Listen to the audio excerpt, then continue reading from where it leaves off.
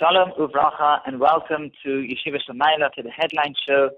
My name is Yehoshua Pfeffer. I'll be hosting instead of Rabbi this week, and the subject we'll be speaking about is academia. The question of academic institutions, what they stand for, and what's our perspective from a Torah viewpoint, from a Torah perspective. How do we approach them?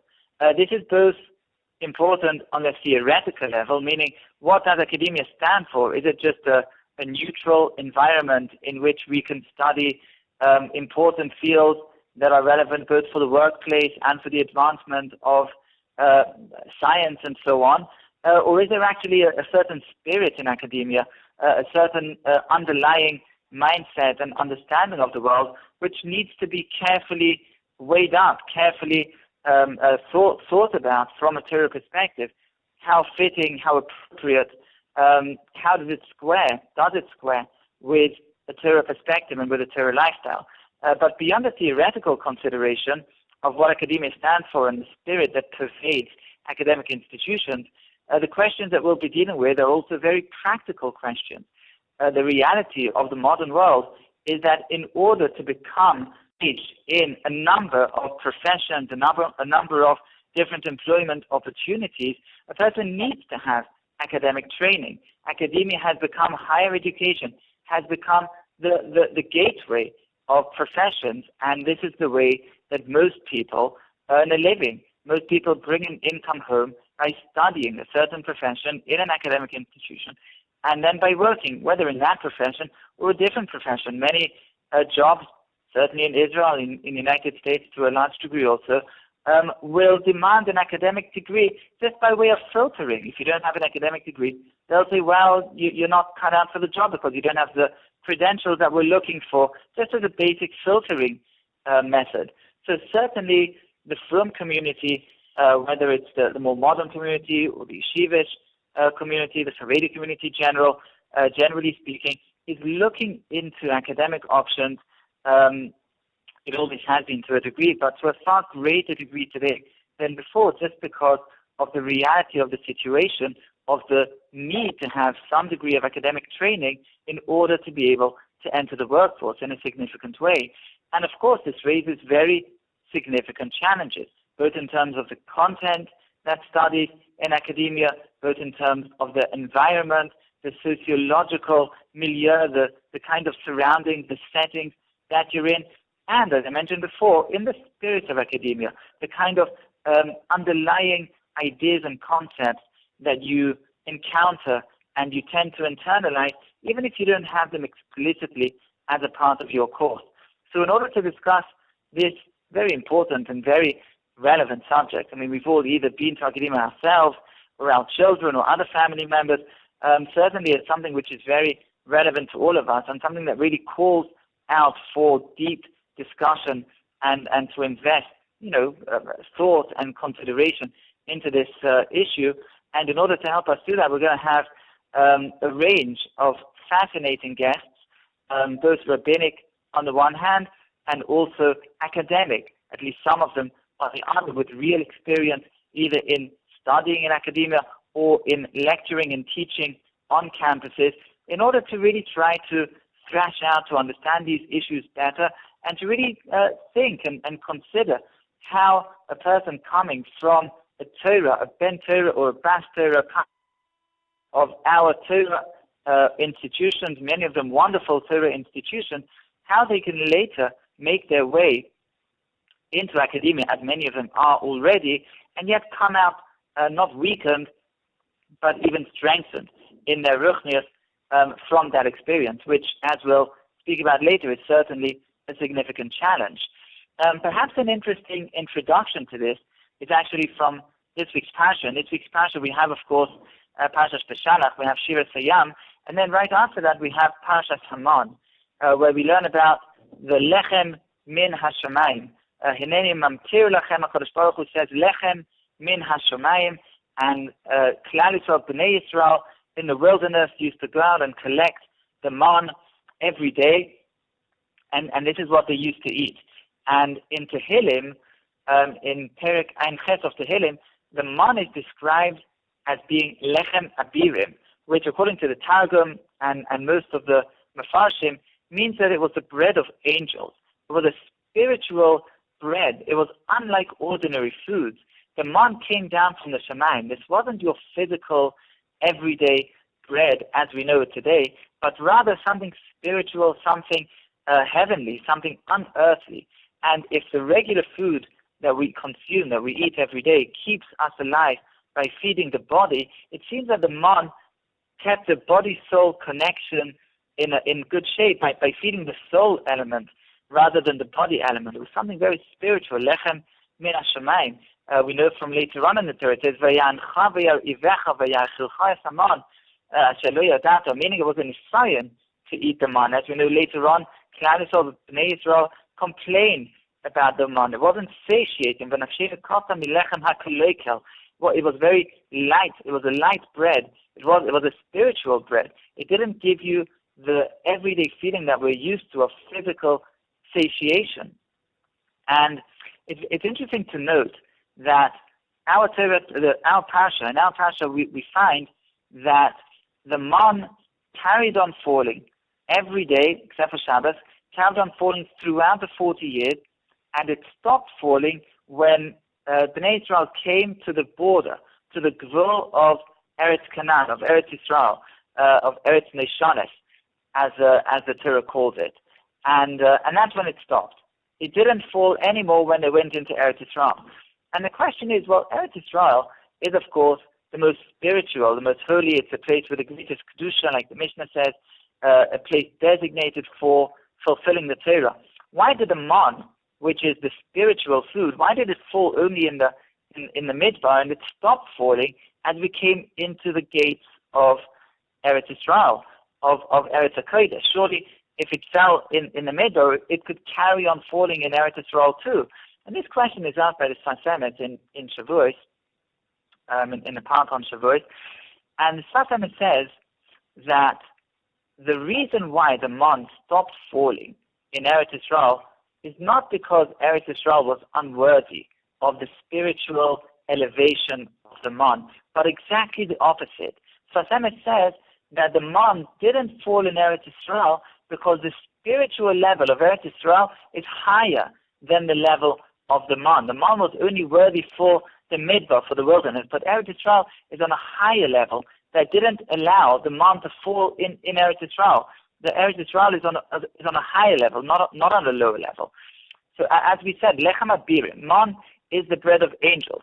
That angels, even though they're of course on a very high spiritual level, which we don't fathom and we don't really understand so much about, but what we do know is that the concept of a malach, the concept of an angel, is a creature, is a bria that can't combine the spiritual with the physical. He doesn't have that special virtue, that special character of Adam, who can combine an elevated soul.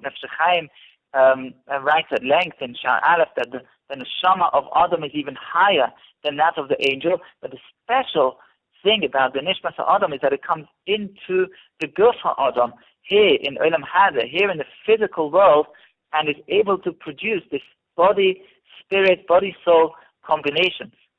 And that specifically, says the Sfas Emes, the nature of Eretz Israel, the nature of the land, to be able to combine the physical land, Eretz Israel, with the spiritual, the lechem min hashamayim, together with the lechem min haaretz.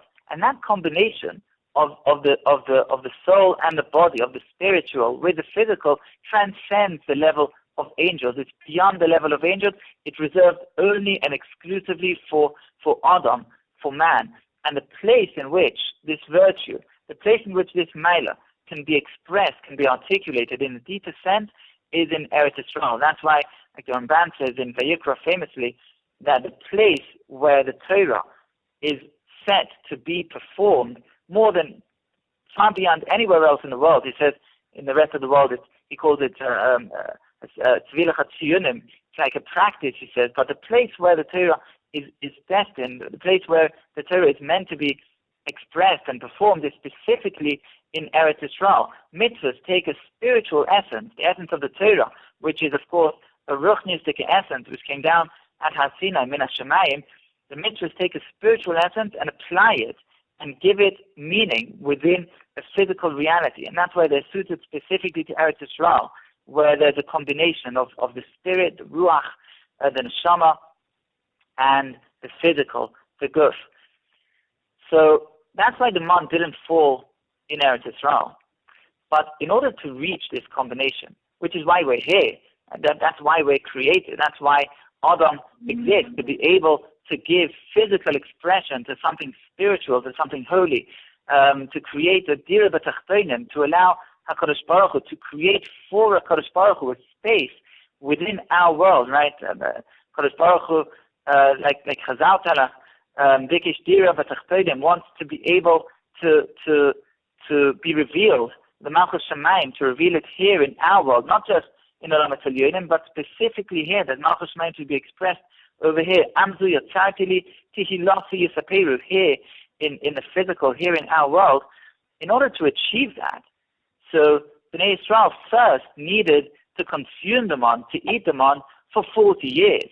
Meaning before they reached this interaction with the physical world, before they could have this nisayon, which is also their tachlis, their purpose, of giving a spiritual expression within a physical reality, bringing Kvod Shemayim here into the world, creating a mishkan where the Shekhinah can reside among us, among flesh and blood, among men, in the physical world. Before they reached that, they had this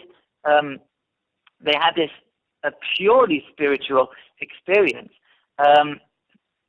For Abraham Shana of eating the man, even before receiving the Torah, which the Torah itself is the idea of a spiritual idea of mitzvahs that's receiving expression in the physical world, this combination, physical, spiritual combination. Chazal tell us, Lo nitna Torah elo le'oich le'man. First they had to consume the man as a certain training in order to be able to reach the combination of physical and spiritual. They needed to have this initial training of something which is purely spiritual, something which is purely elevated, something which is transcendent, above the world, and that gave them later on the ability to combine the physical with the spiritual, to bring in the kedusha and the elevation into the world itself.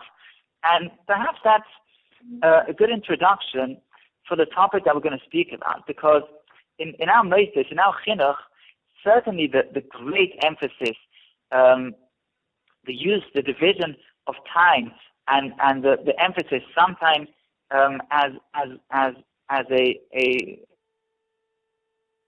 is of course on Torah study, on the level of ruchnius, on understanding the return Hashem by means of learning the Torah, and in the chinuch that we receive as children growing up in the institution. This is a little bit like the Achilas Hamon. We're immersed.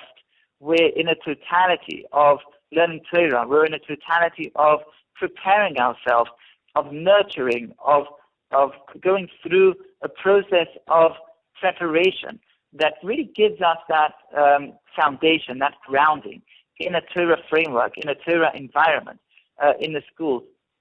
However, that grounding, that preparation, that inculcation into a world of Torah is there in order that later on we'll be able to create this combination, this physical-spiritual combination, this combination of bringing that Torah foundation that we have and giving it an expression in the world, in the physical world, often very much outside the base medrash, very much outside the confines of where we study that Torah study that we're so immersed in our youth.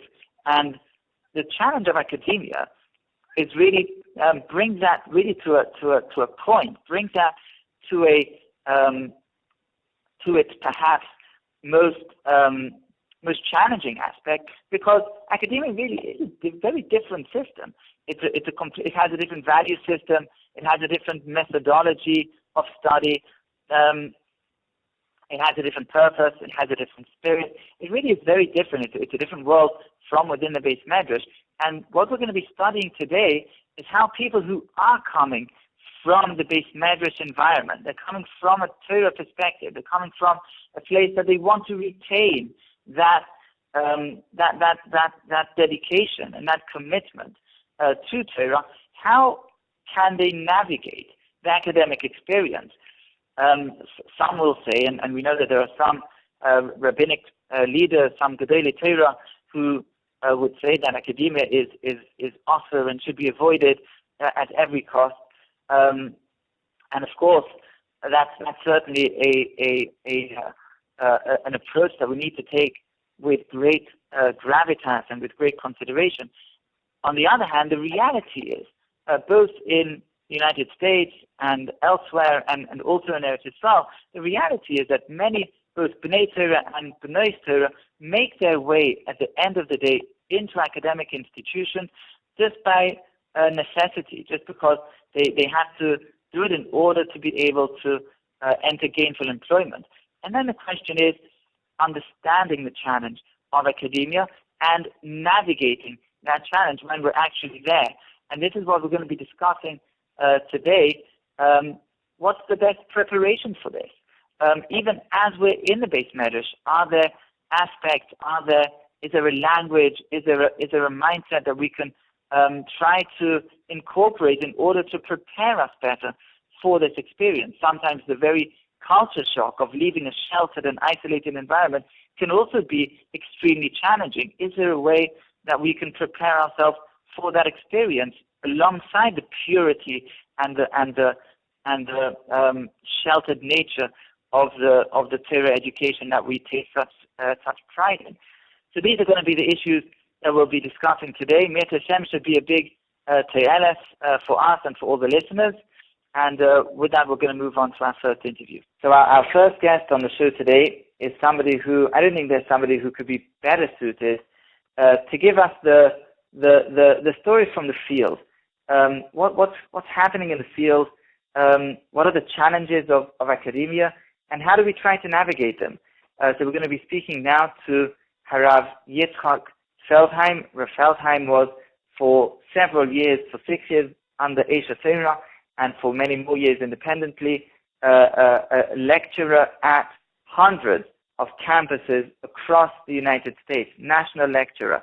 I don't think there's virtually a campus that, with Ilan on campus, that he wasn't an active lecturer at, from the Ivy League, Yale and Harvard, and from the state universities, and so on. And Rav Feldheim, thank you very much for being with us. I think it's very important, and it's a real, it's a real potential to have you on the show and to give us your experience and your wisdom from having been at so many campuses. So thank you for having me. I just want to say that, unfortunately, I never made it to Harvard. I spoke at Yale for over a year every week, but I think in Harvard that the gaiva is too big to let a kiruv rabbi on campus to come. I spoke to Harvard students in Shabbatons in Boston or other Shabbatons with the students there, but I don't know if it's close to say I wasn't there. I take back Harvard. But let me just start off with, it's the basic question that I think disturbs very many people, because on the one hand, we're living in a modern world, in a modern environment, and in order to be able to make it in many professions, in many occupations, an academic degree, a basic college degree, is almost a must. It's almost a prerequisite. You can barely post an application for many positions without having a degree. On the other hand, we know that academia is a really challenging place for a Ben Torah to go to. We know many people go in and they come out very different. We know that Gedolim and Gedolei Harabanim often warn about the dangers of academia. And I understand that this is a big question, and it's not something that we'll necessarily be able to cover all the aspects of in a short conversation.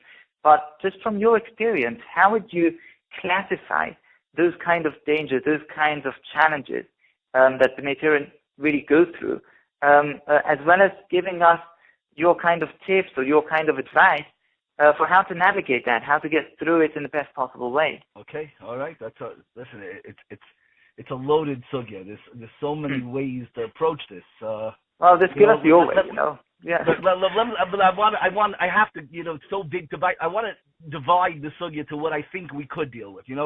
There's in Shemoneh Esrei we start with the first two brachas, the shevach of the Beirei Olam. We say we have Magin Avram and Machai Amesim. there's two avodas. There's the avodah of the shmira of a Magin Avram. A Magin protects you before the problem, and then you have once the problem already hit and already you're nizik, you're already damaged. Then you have soinech noiflim, roifei choilim, mater asurim, and ultimately mechai yamesim. I think it's more constructive if in this conversation we focus on the Magin Avram. A lot of the people out there.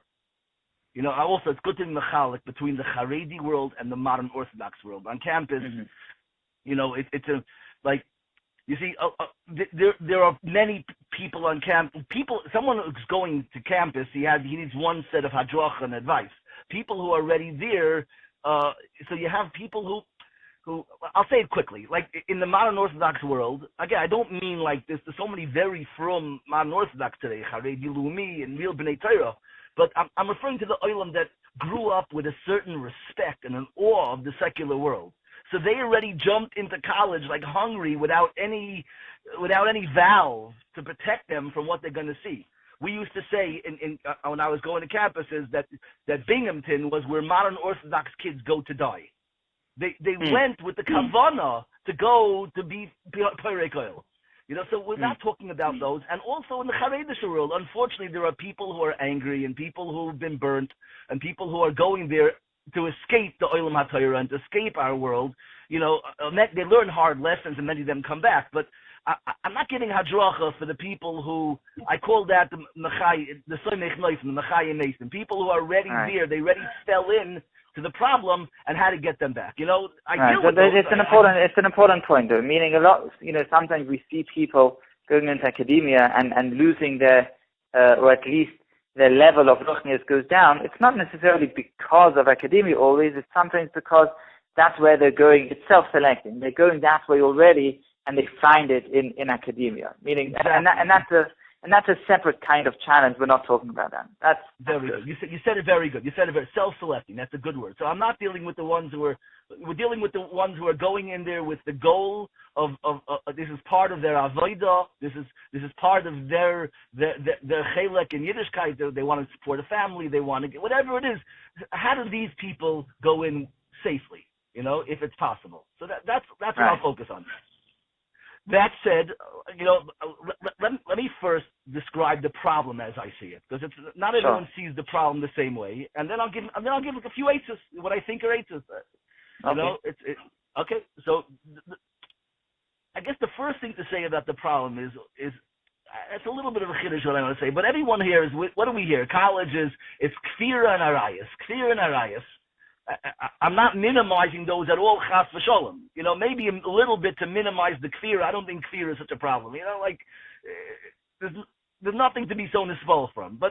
And no one's really going off from the kfira. Arayas is definitely a huge problem. Also, most people are not studying philosophy.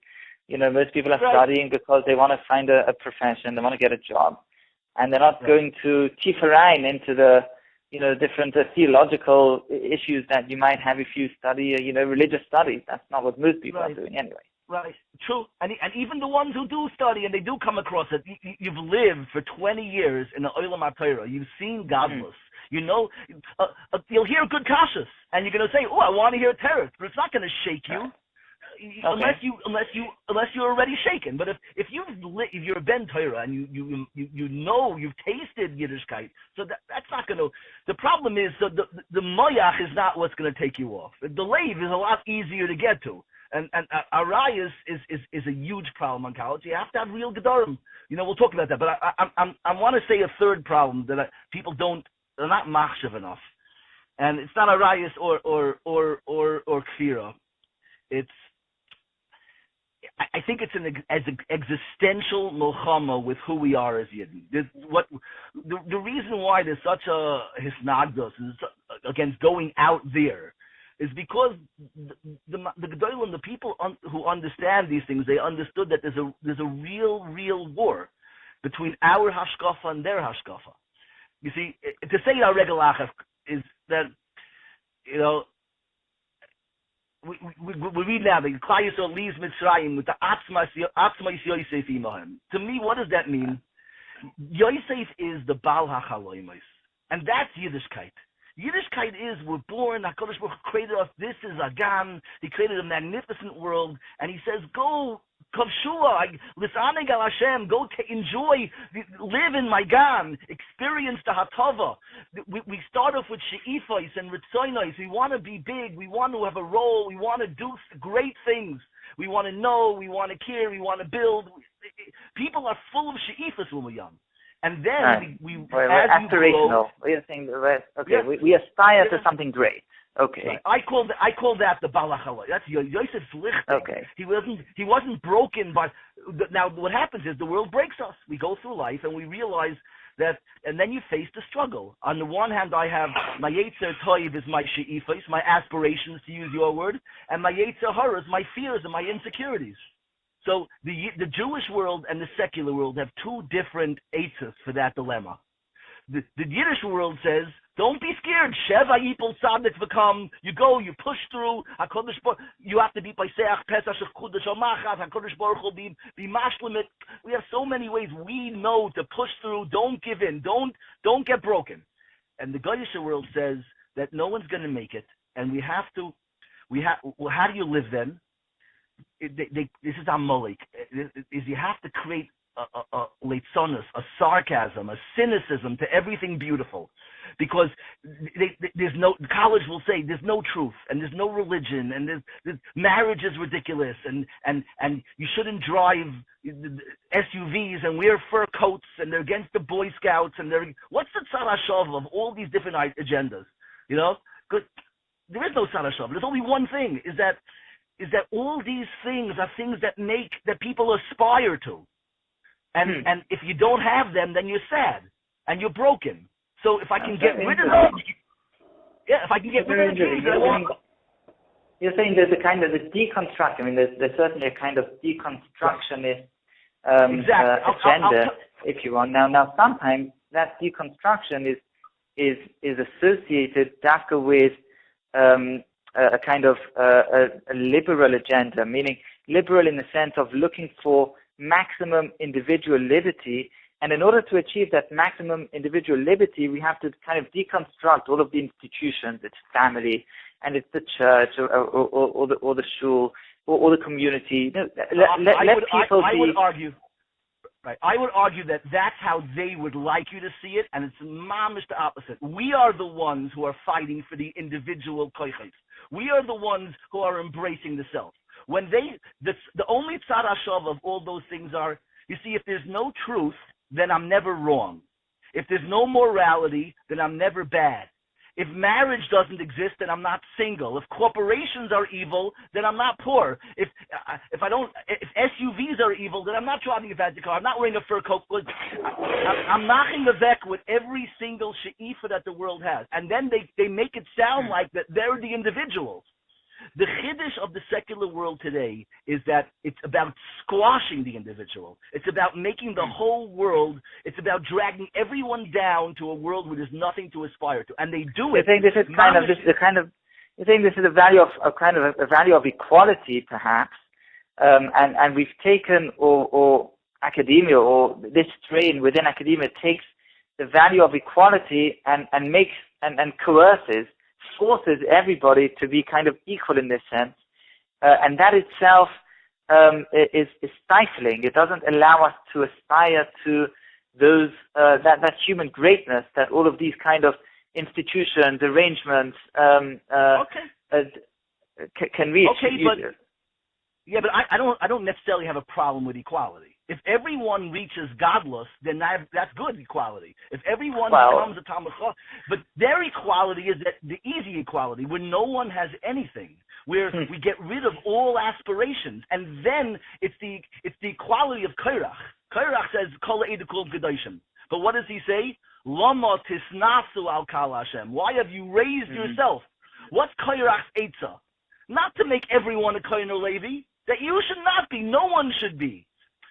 This is, again, I don't want to get too hung up on this, but this. But this is something that you've experienced. I just wonder, you've seen this on the campuses. You've seen this spirit. You've actually, you've felt. This is the modern leftist world. This is what professors. To me, I'm going to say a harsh thing, but professors are usually, they were very smart guys when they were in school. They were, but they had they had two smart friends. Three guys were the smartest in the class. One became a lawyer, one became a doctor. One of them, though, was smart, but he wasn't brave. He didn't have courage. So what did he do? He said, I can't fight. I'm going to become a doctor. My doctor friend will be better than me. My lawyer friend might sue me. You know what I'm going to do? I'm going to become a college professor. This way I could be a great, important person with no competition.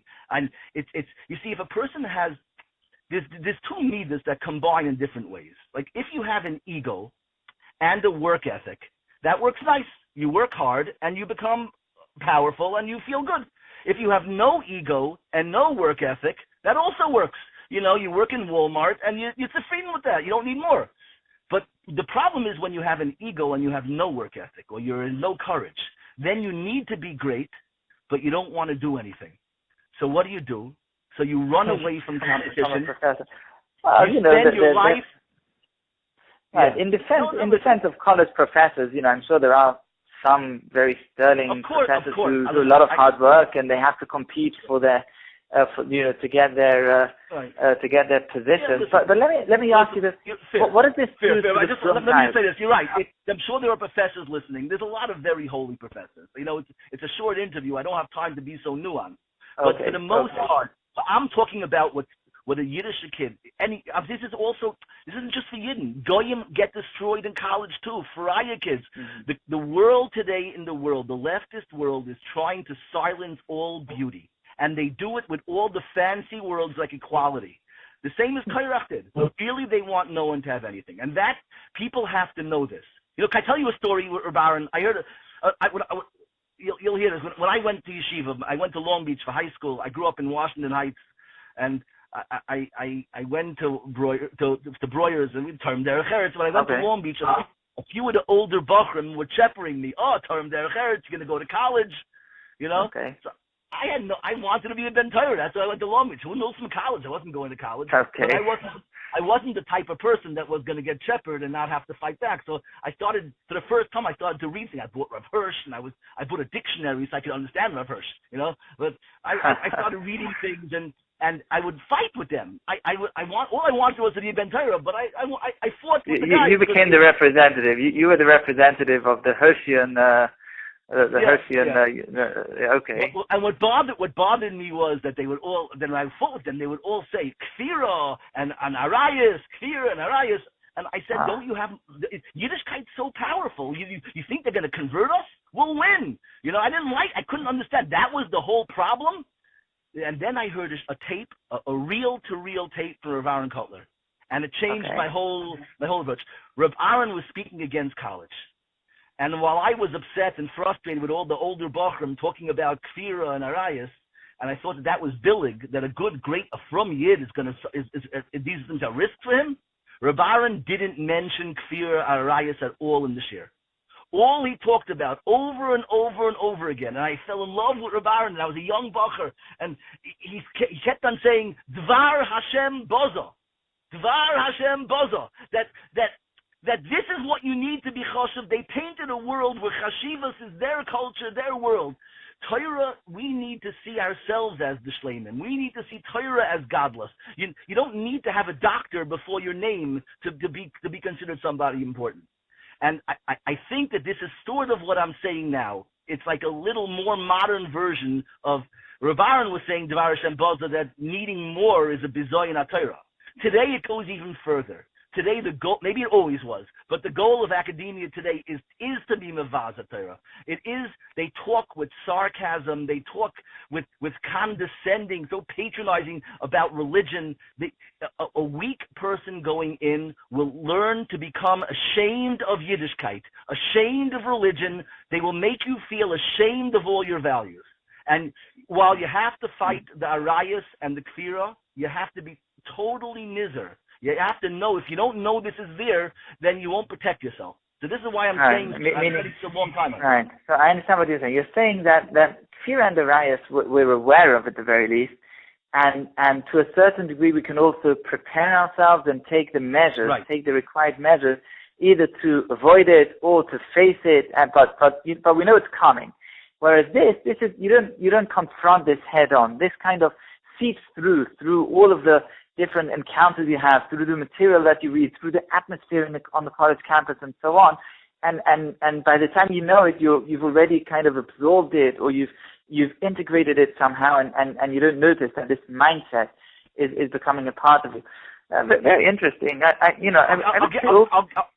I'll give you a short note, nothing to do with similar to Yiddishkeit, but all these Jewish students who love Israel, not from ones, they leave college embarrassed of Israel. They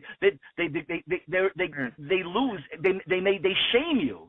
And the same way they shame you, the Palestinians, this, that, they don't care about the Palestinians. They don't like that you love Israel. They don't like that you're passionate about something. So the same thing they do to pro-Israel students, they come in there pro-Israel and they leave there some anti-Israel, but no one leaves unfazed. A lot of them just won't ever open their mouth. They can't love it because they can't defend it. They don't want to be ashamed of sounding foolish. So they sit there and they bite their tongue, and the only voice that exists is the negative voices. The same thing happens to Frum students often, is they shame us for what we believe in. Okay, listen, and that's what I say, that the goal is, Yosef was the Baal Chaloimes, and Mitzrayim needs to destroy Chaloimes. And we take the Atzmais Yosef. You have to graduate from college. You have to leave your Kurah Barzel with your bones of Yosef still intact. You have to march to your promised land. That's the dream, the place that HaKadosh Baruch Hu, the place that Hashem meant for us. Go live your life. Maybe you need the college to get there. Possibly, maybe that's what you decided you need. But you have to survive it sholem. They can't have made you ashamed of your own she'ifos. And if you don't know it and you're not nizar, you will be. All right. I don't want to get too carried away on that. It's good. It's definitely a very, I think, very original and very interesting take. Meaning, the anti-Israel, for example, it squares with what you're saying, but also in a slightly different sense. The whole idea of a national, right, a national state, Israel being the national state of the Jewish people, is something which is very unequal in a certain sense. It means it's special, it's unique, it's the Jewish state.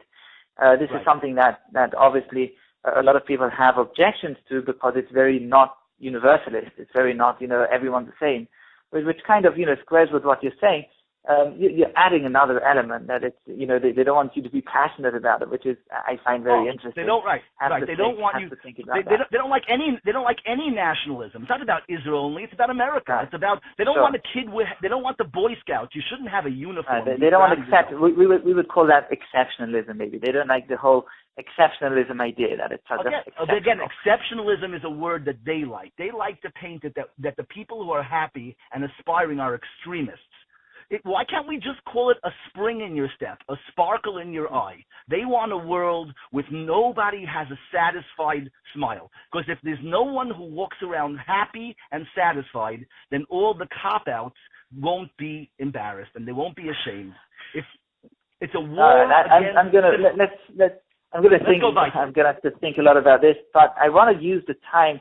The little time that we still have. Let me give you my. You have such deep experience. Give us, and you've said very clearly these are big challenges. And by the way, also be clear, even though you've said, you think it's the biggest challenge. Some people who are coming into academia from a very sheltered and very isolated place. You said you were exposed to Rav Hirsch and you read, and not everyone's read Rav Hirsch coming into academia. Some people are coming in really from left field. They haven't been exposed to anything, and suddenly they get exposed to all these things. So give us some, from your experience, on campus, give us some of the, basic, three fundamental ideas. How do we navigate this? People are doing it. They need to do it. So let me give you a quick list of eitzes that I have. The first one is going to sound very yeshivish, but it's an important eitzah. Is it also, we're reading now in the parashiyos, that Amalek, this randomness, this sveikas, it only comes from Refidim. And you have to Rifkin in Nimitz. You have to learn. You go into college, if you're going to stop, if you're learning and you're coming from the base medrash, you're going to be on fire, and nothing's going to phase you. It's the most important klal. And a lot of guys I've seen this also. That people who are not learning are often often somehow weakened, often are much more vulnerable. How do you explain this? Why is this the case? Because you can only be shamed. You can only lose your dreams when you believe that you're not roy lekach. And you have to have shame in order to believe it's not going to happen. Any yish only comes from first you have to have busha. Adam and Chava only go to hide in the bushes after they feel busha. So the cure for busha is to be lichtig, to be proud. You sit in your horror and learning, you come out, you're on fire.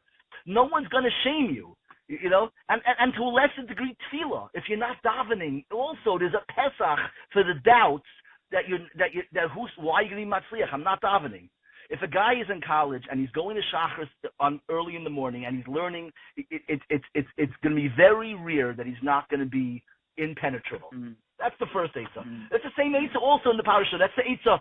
Sham samlei chayku mishpat. HaKadosh Baruch Hu gave Klal Yisrael, and therefore kol hamachala asher samti Mitzrayim le'osam alecha. If you don't want to fall prey to the sicknesses of Mitzrayim, which is the loss of dreams, the squashing of the chaloimos, then you have to have chayku mishpat. Hashem gave preventive medicine. The preventive medicine is chayku mishpat. And he's Hashem. I would only add though, and I think this is, I'm sure you'll agree, but I think it's a point worth reflecting on, that coming into from a yeshiva environment, coming into a different environment where you're going to be busy most of the day in occupations outside of learning, also requires a person to really think about what's going to get him excited about learning. It could be that in such an environment, or given such a schedule, you know, for him, the yeshivish, Reb Chaim and Chakiras and so on, that's not going to work for him. He's going to have to actually think very carefully about what's going to work, what's going to make him excited, what's going to make him, like you say, on fire about his learning, because it's not necessarily going to. You're 100% right, but there's also a flip side. You'll find often that guys who are finding time to learn when they're working or in college, that Torah they find to be more precious and more powerful than it was Pas B'Salai when they were in college, when they were in the yeshiva. Okay, so let me give you a few quick answers, because I don't want to take all your time over here. Sure. Okay, so these I'll say quickly. You can't go on defense. If you go on defense, nobody wants to fight a war on their own territory. You want to fight a war on the enemy territory. So if you lose ground, it's their ground. So the defense is offense. Okay. Right. The nimshal of that is to go there with a mindset of you're a Kirav guy. You're a Kiddush Hashem. If you're in college that you want to have a roishim on them, then the pilot ain't a beleya. That if you're being pilot, right? There's halachos in chulin. If you're a seach, and then you're not going to swallow their stuff. You're busy giving it off. So to go there with a mindset that you're going to make Kiddush Hashem, you're going to make a roishim, it's a very big shmira. You're on offense, not defense. The next you're representing. You're a representative of something elevated, of something big, and you're giving that off. I think that's a very important point. I think actually I think the Lubavitcher Rabbi used to say this a little bit. I've heard that he said this. Adi the mitrid. The lift ain't a belay. Okay, very good. So that's a real clown, and it's very, and it's two things, right? First of all, if you're a representative, then you have to watch how you behave. But also, if you're caring about them and you're trying to teach them, then you're actually on offense. That's offensive, not defense. Number two, very quick, if you can go with a chevra, you go with a chevra. The chevra is a big shmira, a minyan, a group of chevra. It's harder to affect the chevra than to affect the yachid. So ideally, if you can go with a group of people and you stay in your group, it's a huge milah, and it'll protect you in huge ways. Next, okay. I think it's very important to keep your lavush. Don't. If you can't, a lot of people can't. They're embarrassed. A lot of people are embarrassed. But if you can do, again, these aren't all these eitzes aren't chayt v'leyaver. Whatever you can do. They all work a little bit on their own. But you have to go with your levush. You have to, like David HaMelech says, David was sitting with the kings, and they're talking about their palaces and their thoroughbred horses and and David is saying, well, yeah, but we have a mitzvah called shatnez, you have to be proud of you have to talk in front of the malachim v'loy evosh. In a way, college, maybe, there is some chashivas there. It is intellectuals. You mamish have a chance to mekayim the negin malachim. It's not a Jewish malachim, but whatever the world has, they have some malachim there. And so over there you have a chance to mamish show you have to go with the pride and the confidence of who you are if you can. The levush will be a big shmira and also a source of pride. And when you're proud, you're less vulnerable. Right. Also, the clothing that we wear also, in a certain sense, defines who, how we express ourselves, how we articulate ourselves. This is like a very, a very basic thing. Okay, good. So we've spoken about limit Torah. We've spoken about the chevra. A couple more. Okay, a couple more. Go ahead. Couple of quick ones more. Yes. Listen, the halachas give you good guidance. You don't drink with them. We have yayin nesach. We have bishalakim for a reason. That, and when the Meraglim went, Hashem gave Yehoshua. He gave him a yud. You have to add a yud to your name before you go to college. That's your shmira. What's the yud? So it's brought down. The yud was the yud from Sarai. Because Sarai is the one who too much chesed is risky. Sarai says she sees Yishmael mitzachik. She sees him scoffing and being elate, and she says, "Get rid of him. He can't. Al yerashim b'ni and Yitzchok. He's a negative influence." You need to have. You can't be too much of a bal chesed. You have to have some starkheit. That'll be your shmira. There's rules. Don't be embarrassed to say that you won't go there. Don't get schlepped along weekly. A lot of people think they have to be nice, and therefore they get schlepped into everything. You don't go to their parties if you can't. You don't drink. It's not, and kal v'chomer to sleep in the dorm. You can't sleep in their dorms. It's much worse than eating and drinking. In Sukkah, we know that but every shina is kva. If you can't drink with them, you can't eat bishalakim. You zicher can't sleep in their dorms. Again, if you have to, you have to. So on the one hand, we are trying to be a positive influence, but that positive influence is on our terms. It can't be on their terms and the way that they do it. Right. So, bechinas, what they say, bechinas am levada gishkoin. You have to keep a separation, and you still a mleches koinim v'goy kodesh. But in okay, next. Right. I'll point out in Eretz Yisrael, it's more, this gets a little bit more complicated when everyone's Yidden. There's different types of Yidden. In the U.S., perhaps that element is somehow easier to accomplish. But in Eretz Yisrael, you have this from everywhere. You can invite them to your world. You don't have to go into their world. You can invite them to yours. You can try to do that. There's always places where you can bring them. You can be social in Eretz Yisrael on your turf. It's a small country. Next, you have to find role models and leaders and people to be machshav who had life experiences in this. There are plenty of Yidden who are Mekadesh Shem Shemayim in the world, and it's a big transition, but you have to make a little transition to the people that you talk about and read about, the people who will be inspiring to you in this struggle. Right, so you need a new Gedolim library of the non-sterile type. There's the sterile Gedolim library, which is the pristine, perfection, and there's also the ones that were prepared to really undergo this transition, as you say, and this hardship of combining the real earthly challenges together with spiritual gadlus. Right. And like you said at the beginning, I think that's something really to aspire to. Meaning, you're there, you're not in the base measures the whole time, and you're still aspiring to reach this level of ruchnistic level, of Toradic level, even in places that are challenging. Mm-hmm. Exactly, and this isn't the Hasidic literature thing. If the story actually happened, I guarantee you, Rav Hutner wasn't wearing a yarmulke either. He wasn't being more into the levush. It's both, and they both, in each whatever, it all worked out, So let me just end with what the last eitzah. The last eitzah, like anything, I don't want to sound like a glumak. The last eitzah is Shimshon lives in the Plishtim. That's what I think is the closest thing. Academia today professes that's the Plishtim. And Okay. and the Eitz there is, Yaakov's Eitz is, L'shuoscha kivisi Hashem. It's Shchia Chezeka. It's a very dangerous place. You better make sure there are people davening for you. L'shuoscha kivisi Hashem. And that's the bedrock of every challenge. L'shuoscha kivisi Hashem on one hand, and also b'chol drochecha da'eu, meaning find the Kodesh Baruch Hu there too. You know, he's with you there. He's 100%. 100%. Listen, you can be Mekadesh Shem Shemayim. You can build things. You can have, you know.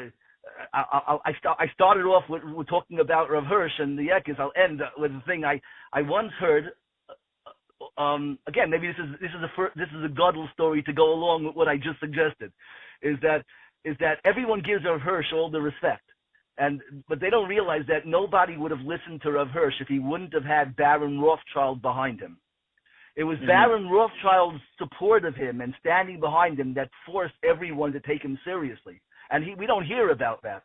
But the people who are Askonim and successful and made it in the world have a credibility in the world that allows, when they're Makurov to Gedolim, everyone should go there and you should all become Baron Rothschilds and when you're there, you should align yourself with a Rav Hirsch, and together you'll make a mapecha in the world and will be Mekar of the Geula. Amen.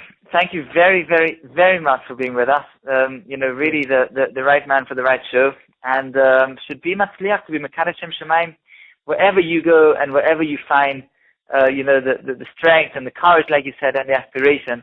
To be Mekadesh Shem Shemayim. Thank you very much. Yishar koach. Kol tov. Thank you. And if there's anybody who's taka struggling over there with kfir and all these things, give him my email, give him my number. That's what I do. It doesn't have to be just a half an hour interview. Send him my way. Be prepared for a flood of emails. Good. Kol tov, all of us. Kol tov. So joining us now is Rabbi Nechemya Steinberger. Rabbi Steinberger is currently the head of the pre-academic school, the pre-academic Charedi school at Hebrew University. He's also a rabbi of a shul in the Rechavia neighborhood of Jerusalem. Rabbi Steinberger, thank you very much for being with us. And if we can get straight into it, you're at a pre-academic academy for Charedim at Hebrew University. Hebrew University is not one of these tailor-made colleges for Charedim where they have a sheltered environment and where they have a narrow selection of subjects. It's a place which is the leading, or at least one of the leading academic institutions in Israel.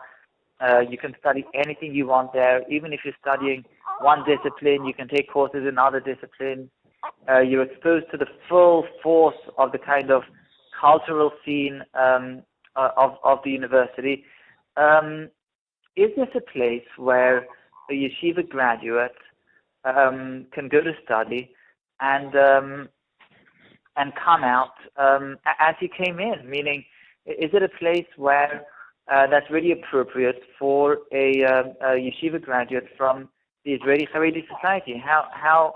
How do you feel about being a kind of channel to bring people in?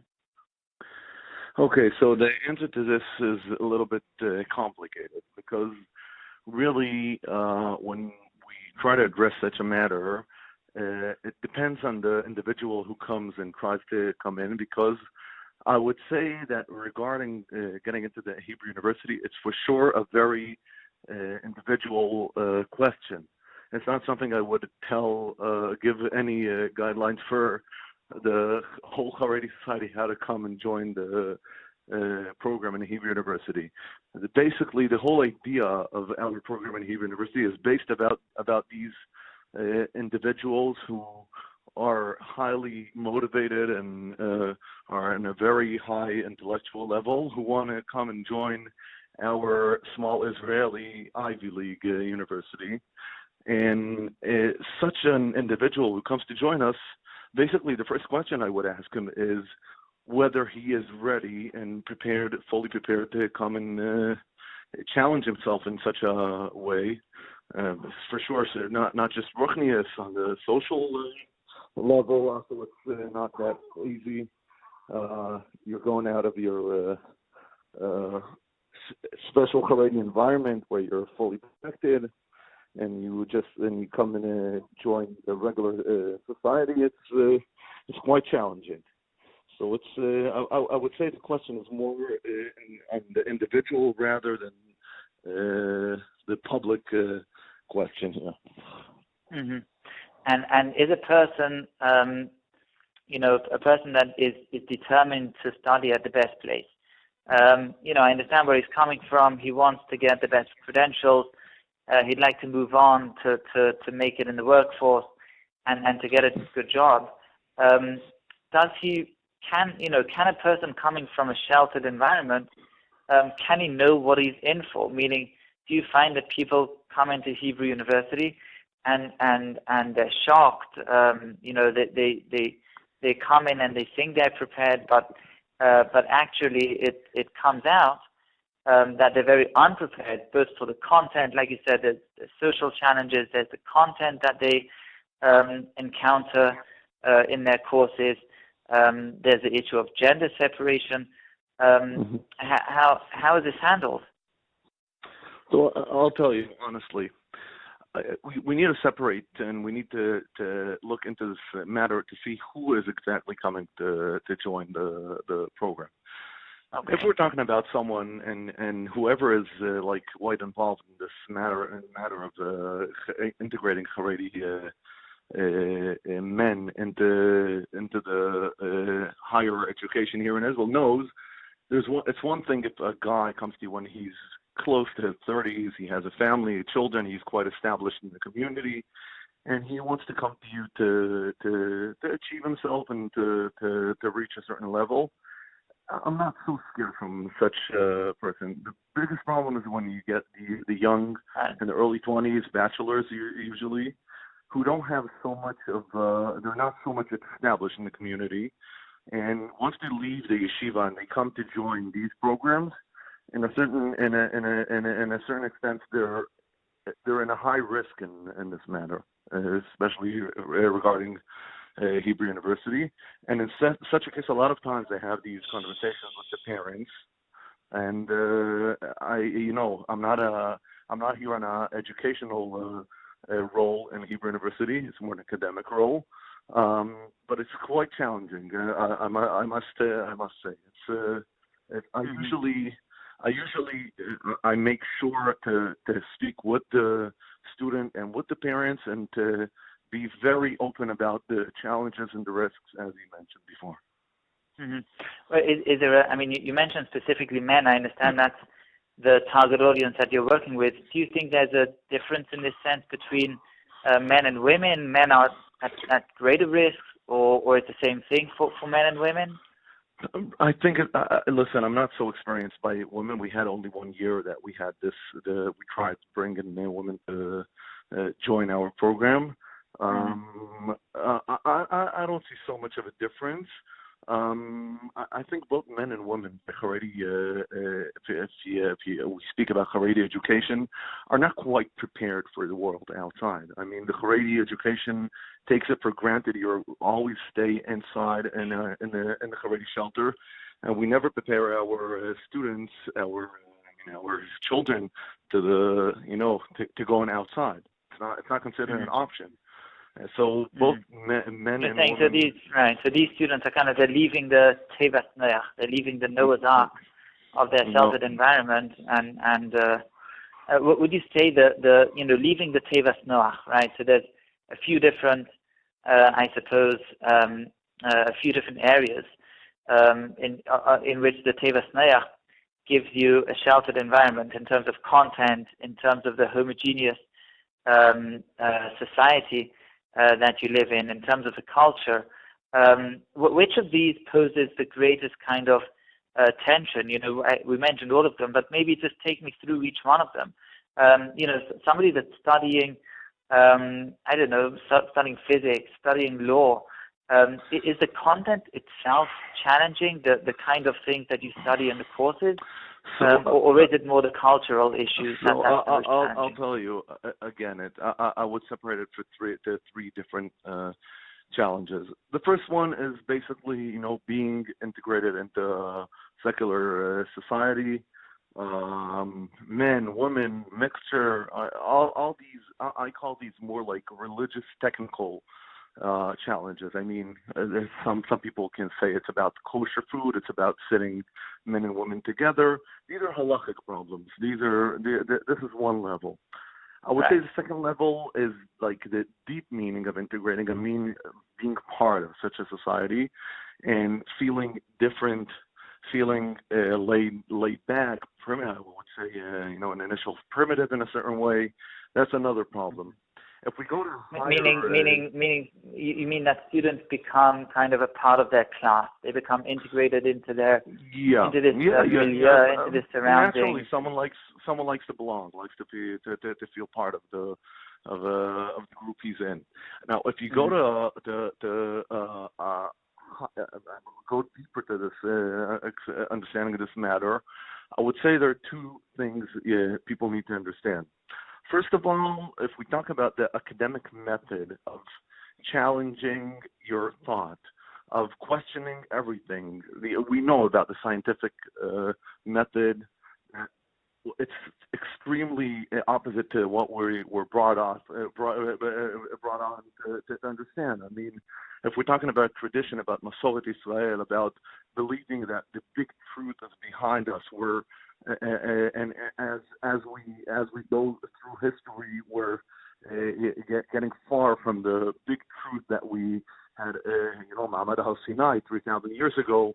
If we're talking about the scientific method, the big truth is ahead of us, is not behind us. So this is quite challenging to someone who comes from traditional and not necessarily Charedi, any religious person who comes into an academic and is exposed to academic thinking, I think is challenged by that idea. I'm not talking about the specific problems as talking about evolution, talking about when you study Jewish studies in university, etc. But this is really, you're speaking about the method, the actual scientific method itself, which is number one, forward-looking, and number two, of course, very questioning, meaning everything needs to be questioned. We shouldn't take anything for granted. That is a deep. In your experience, you find that. I have to say, in my own experience, I also have a degree from Hebrew. In my own experience, this is a deep challenge. I'm like one of your guys that did a degree at 30-something. So I was less, I guess, hanging out with the boys. But for sure, meaning even after many years in Kollel, I found this really challenging. So I'm sure for some of these younger students, this can be a real pitfall. How do you try to prepare them for such an experience? So I'll tell you one thing. I always talk to people about it, and I think it's maybe if we talk to people who educate younger students, it's something very important. I believe there's a pasuk, the meaning of someone who is able to go into a secular surrounding and be proud of himself, believe that what he's doing is the right thing. I mean, whoever is involved in ideas of Torah and Mada and these ideas knows that Baruch Hashem, the Jewish culture has a lot what to say about everything. Now, it's not that I am here to provide all the answers, but I believe that once you understand that you have a lot what to learn, what to study, and to go, and to get deeper into these sugyot, into these matters, in a certain way, I can tell you my own experience. I went to study Jewish studies in Hebrew University. In a certain way, I would say that my emunah, my belief in what I'm doing was even deeper when I left the university. So it's something that about being proud of yourself, understanding that you're here to be Mekadesh Shamayim. You're coming here as a pioneer to prove that even though you came from a very close environment, the Tifat Noach you mentioned before, nevertheless, you're able to go out to the big world, to be exposed to all that knowledge, and nevertheless, you can prove that you're no less than anyone else. You have a lot what to add to them, and they're lacking a lot of basic Jewish knowledge, basic Jewish ideas. You have a lot what to add to the conversation, the ongoing academic conversation in the university. Right, but this is I really agree with you. Meaning, I think that this is a very important point to make, and that it can be very helpful for these, Charedi and former yeshiva students to really be able to go through their academic experience without losing, that their faith and their, basic values, but on the contrary, strengthening them. The only point that I would push back on this is that in the kind of the Charedi mindset doesn't train you so much for that, because you're trained that everything that, because you're trained within the very sheltered environment of the base medrash, and your whole life is focused on the kind of narrow focus of the yeshiva world. So when you leave that world, people are often kind of blinded by what they see and what they experience, and to be able to stand upright and to really, like you said, vayig baliber b'darkei Hashem, to say, I have what to contribute even here in on the outside. That requires training. It's kind of it's a very high expectation to take a guy out of the base medrash and stick him in Hebrew U and expect him to be able to do that. You're absolutely right. That's why I believe that the first question should be asked by someone who wants to join Hebrew University. I would say rather than going, colleges with like special departments for Charedi and everything, does he truly have those powers by him? Because it's, as I mentioned before, I believe the risk is high, and whoever comes to such a place as Hebrew University, or any other university in Israel or in the world, any religious person should ask himself this question. I think it would be very. I wouldn't treat this matter in a serious way if I would tell anyone, please come and join us, don't think about it. It is a very challenging decision. Nevertheless, I believe that it's not just the Charedi interest to have that, but I think it's the Jewish interest. That's really what HaKadosh Baruch Hu wants, that people are going to be in these places. These individuals should be there. It's Kiddushim Shamayim in a way you can't believe when you see a Charedi doctor, a Charedi scientist, and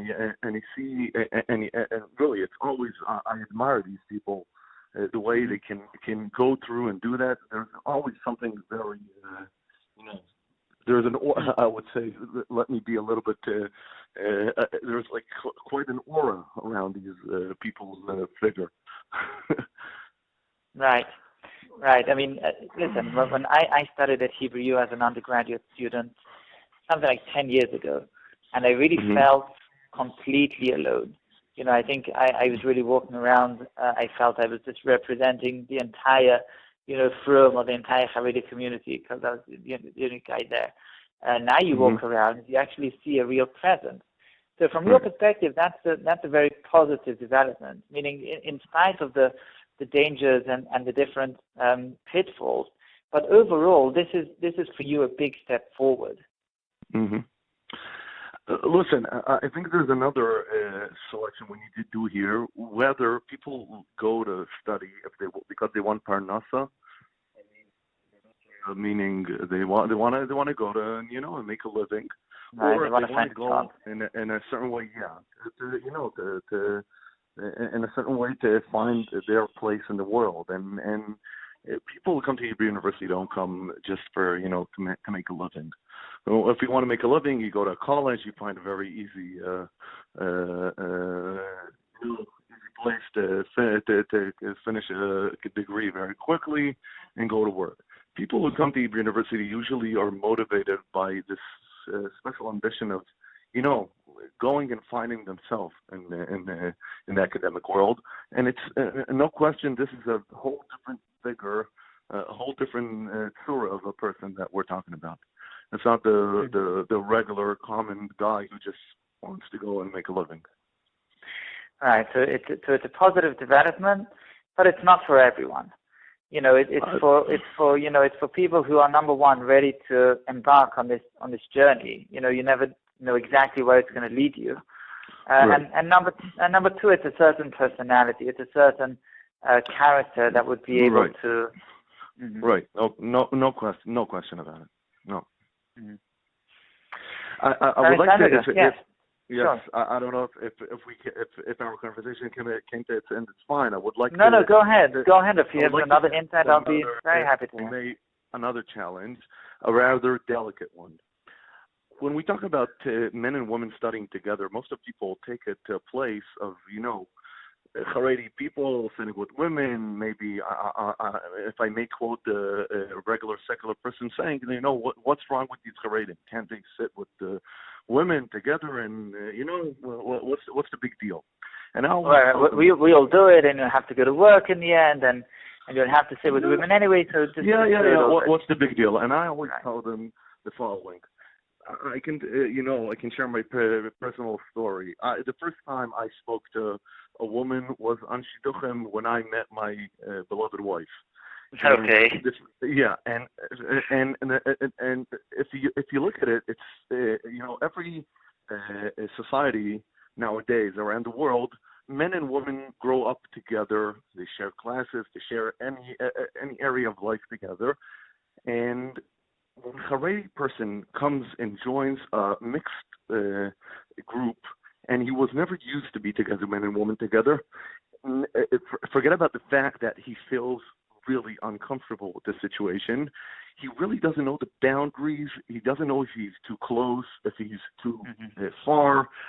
I believe Charedi people have also, in working environments, have a very difficult time understanding what's the right way to handle a relationship, in a working relationship with women.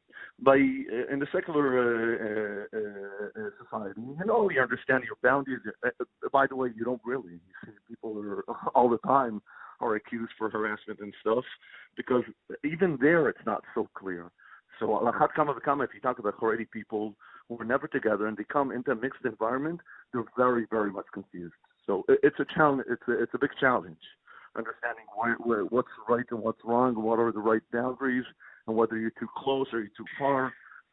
Right, because they haven't grown up. They haven't grown up with the codes. They don't know the codes of conduct.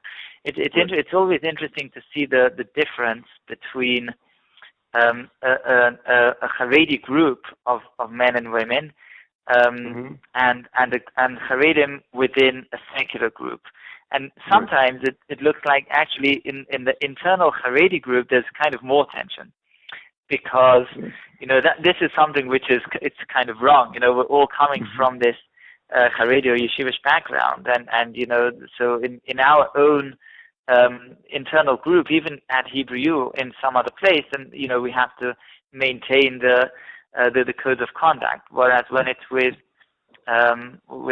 non-Charedi or non-religious, in the non-religious group, then perhaps there's also less of a natural bonding, and there's less. You don't have to maintain the same the same codes of conduct. It's interesting to notice the different dynamics that you find.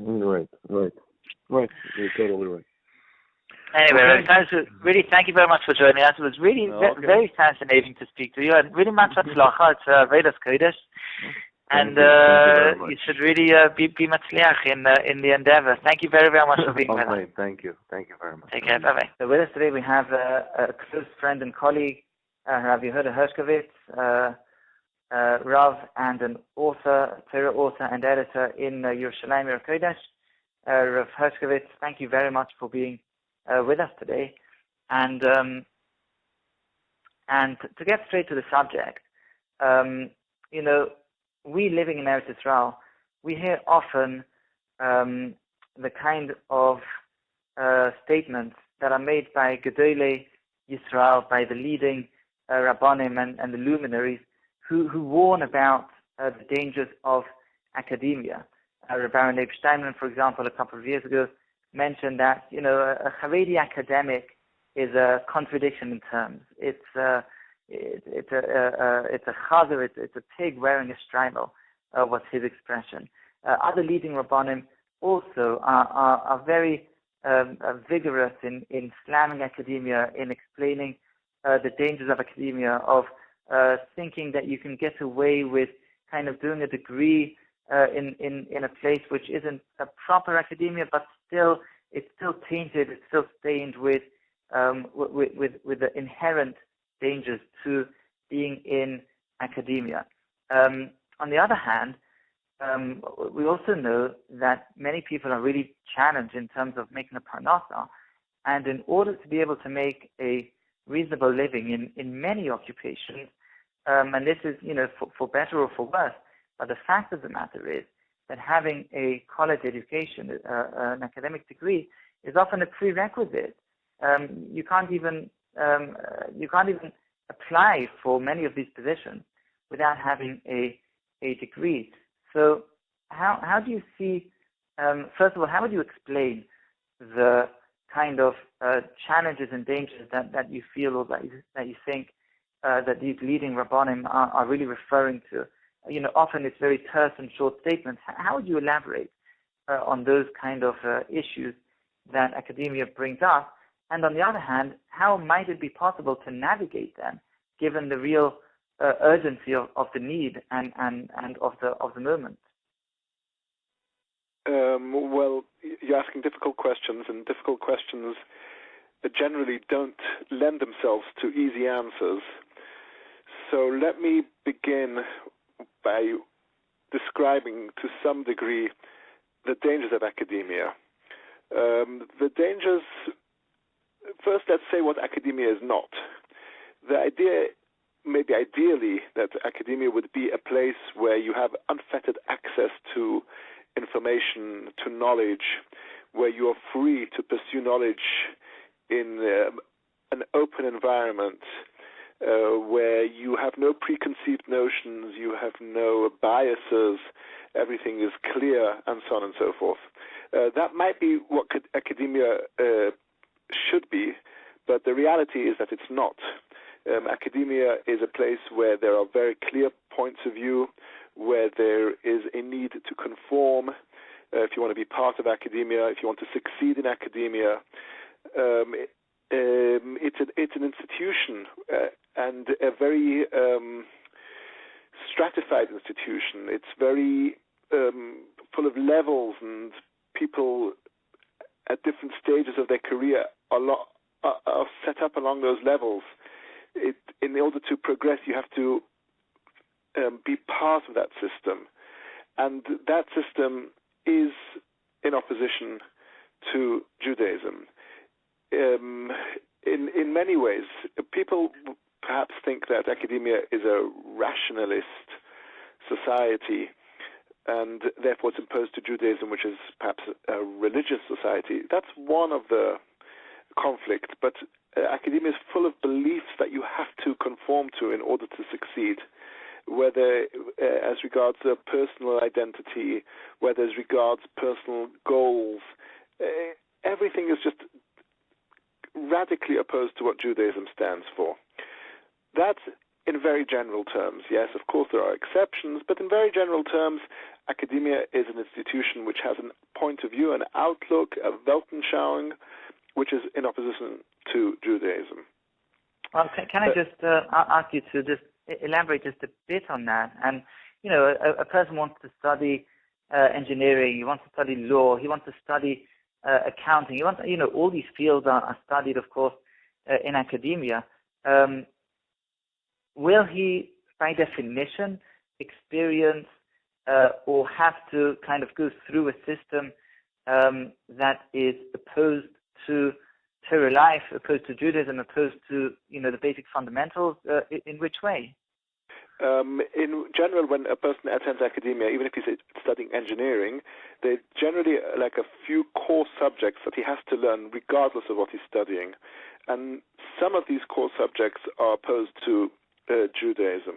So even if he's studying engineering, which is something which should have no relevance on Jewish relatively life. Neutral. It's a relatively neutral. Relatively neutral, yes. It's still in order to fulfill his course requirements, he's still going to have to study some humanities, which will probably be opposed to Judaism. That's number one. But number two, also very important, is that the general atmosphere in academia is one that is opposed to Judaism, and it would take a person an enormous amount of inner strength to withstand the daily temptations to conform, to be, quote unquote, more enlightened than when he entered academia. We are social beings. We want to conform. We want to be part of a group, of a clique, or whatever it is. So even if the study material is ideally neutral, let's say he's studying mathematics, there is still potential for the course requirements that he study subjects which are antithetical to Judaism. And also there's the question of who he's associating with and who he's meeting, who he's talking, and what he's seeing and what he's absorbing, which is also opposed to Judaism. Again, in very general terms. Always there are exceptions, always there are specifics, but in general terms, that's what academia is about. And would you say that the academic mindset, which is very questioning, very always doubting, let's say, doubting past precedents, doubting the value of past institutions, casting doubt over fundamental beliefs. You would say that, for example, is a common theme to academia per se, that's inescapable, meaning you have to give in a project or something, that will be the expected kind of mindset that you would be expected to adopt. Is that an example of the kind of opposition that you're referring to? Actually, I see things very differently. I think that academia is probably the most dogmatic institution a person could ever attend. Yes, they do slaughter some sacred cows, but very few sacred cows, and those sacred cows are generally ones that are sacred to Judaism. Perhaps sacred cows is not the right word, but there's no question that academia is an extremely dogmatic institution. It is extremely difficult to have a different opinion. If you do not believe in climate warming, let's say, you cannot exist in academia. If you do not believe that men and women are equal, you cannot exist in academia. If you are a professor, you will be absolutely destroyed. Your career will be in tatters if you come out with an opinion which is against politically correct thought. So academia is an absolutely dogmatic institution. It's like being re-educated in a North Korean education camp or whatever it is. There is no freedom of thought in academia. I've always said that the freedom of thought that I experienced when I attended yeshiva is far greater than the freedom of thought that you would experience when going to university. When we were in yeshiva, we amongst ourselves, as long as you didn't make too much noise about it, you were able to discuss anything and everything. And as long as you conformed, going to Seder, learning, whatever it is, questioning was fine. Nobody had any problems with it. But if you were to start questioning in university openly, you would be destroyed. University is a very dogmatic place. It is not a place where meaning keep questioning, but only in the areas that we allow, as it were. That's what you would say. Well, areas that are allowed, then yes, you have to question. And if you say, okay, I believe in the divinity of the Torah, you will be left out of the room because we have to question the divinity of the Torah. But any other present-day values and morals which you would dare question, you would be absolutely destroyed if you did that in university. There is absolutely no... I can't say no, that makes perhaps I'm exaggerating a little bit, but there's very, very little freedom of thought in university. Very, very little. I mean, it's interesting you say that because, of course, academia preaches freedom of thought and freedom of speech as being the most hallowed ideal of academic institutions, which you're saying is hypocritical, meaning you're saying that even though they might speak the language of freedom of thought and freedom of speech, but in actual fact, they're very distant from that idea. They give freedom of thought to specific ideas. You're allowed to think freely about whether, take a current example, whether Israel is a Nazi state. Oh yeah, that we can, or apartheid state, or whatever. That we can talk about freely and discuss it openly. And criticism of Zionism is not anti-Semitism, and so on and so forth. But if you were to say that men and women have different abilities and different qualities, which are innate, which are natural, you wouldn't last 5 minutes. You wouldn't last 5 minutes, even though the evidence that men and women are different is 10,000 times greater than the evidence that Israel is an apartheid state. Now the question is still how some of these academic colleges are actually 100% Charedi academic colleges. Of course, not all the lecturers might be Charedi. The people who set it up might not be B'nai Torah and Charedi. In your opinion, this is kind of it's inbuilt. It's inherent to the actual system. It doesn't matter who's actually doing the studying. It doesn't even matter who's doing the teaching. It's something in the actual system that's inescapable. Meaning, is this kind of a decree that we can't get around? I'm saying that you understand the need. I mean, people actually are going out and getting academic degrees just because of the need. Is this not negotiable? Is it not something we can navigate? Is it not fixable? Fixable, it probably is. The question is if people want to fix it. This always comes down to a question of power, which is a fundamental question when we talk about institutions. Are people who have tremendous power in their hands, are they willing to give up that power? And well, I don't know what the answer to that is. But ultimately, academia, for the most part, is about education. And the Torah authorities believe that education should be entrusted in the hands of those who are worthy of educating. The people who are educating in academia are people who have doctorates and so on and so forth. But they've been through the system themselves. They've been through the system, of course, and they come with a specific value system. So are they all bad? No, of course not. There are some wonderful professors and so on and so forth who are loyal to Jewish values and dedicate themselves to a truly Jewish way of life. Yes, of course. But overall, the impression that one gets from seeing the graduates of academia is that they have internalized a different value system than the one they were raised with, and that's where the criticism is about. Okay, this is it's an important discussion because many people often think about the challenges of academia being specific. This content might be heretical. There might be some kfira here or there. There might be a problem of being in a mixed environment, let's say if it's in a university. And these are kind of technical issues that are fairly easy to resolve given the kind of given the wherewithal of setting up, let's say, a campus which is gender separate, of having some kind of a committee that will edit out any kfira that might have leaked into the studies. But what we're saying is that really that there's something much, much deeper going on, which can't really be fixed by these kind of small technical arrangements, this kind of small mending. It requires really a much more fundamental analysis of the entire system, which begs the question then, how can we go forward? Meaning, there's no denying that the modern world in which we live actually requires an academic degree just in order to get by for many people. So do we need to opt out of the whole deal? What for you? What's the way forward in this field? Well, there are a couple of issues here that you've raised. Let me try and answer them. If we're talking about specific sorts of jobs, let's say accountancy, let's say, being a lawyer. Those you can learn just accountancy without going through the remaining courses and be a wonderful accountant. You can do the same thing with being a lawyer, learn the law system, and so on and so forth.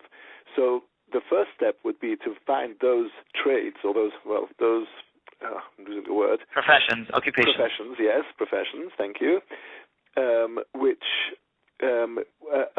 allow for just the study of that particular profession. If he wants to be a mathematician, let him just study mathematics. He wants to be an actuary, so let him just study statistics, and so on and so forth.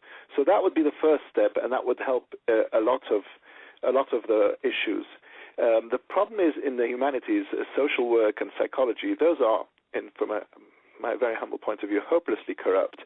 And I don't know of any way that you can edit out a little bit here, a little bit there, and make it sort of kosher. The whole field, it needs to be radically reworked in order for it to be something that the Jewish community, the Frum community, can be a part of. This is true that in order to get to make your way forward in modern society, you must have a degree. I think in Israel, or maybe even in America, perhaps learning in yeshiva could serve as part of as a degree. So it would not require you to go to academia. So there's a lot of separate issues here that can be dealt with on a one-by-one basis. But some parts of academia are absolutely hopeless, but not all parts. And so there is room for where the Frum community can be a part of the academic world without compromising their value system. Mm-hmm.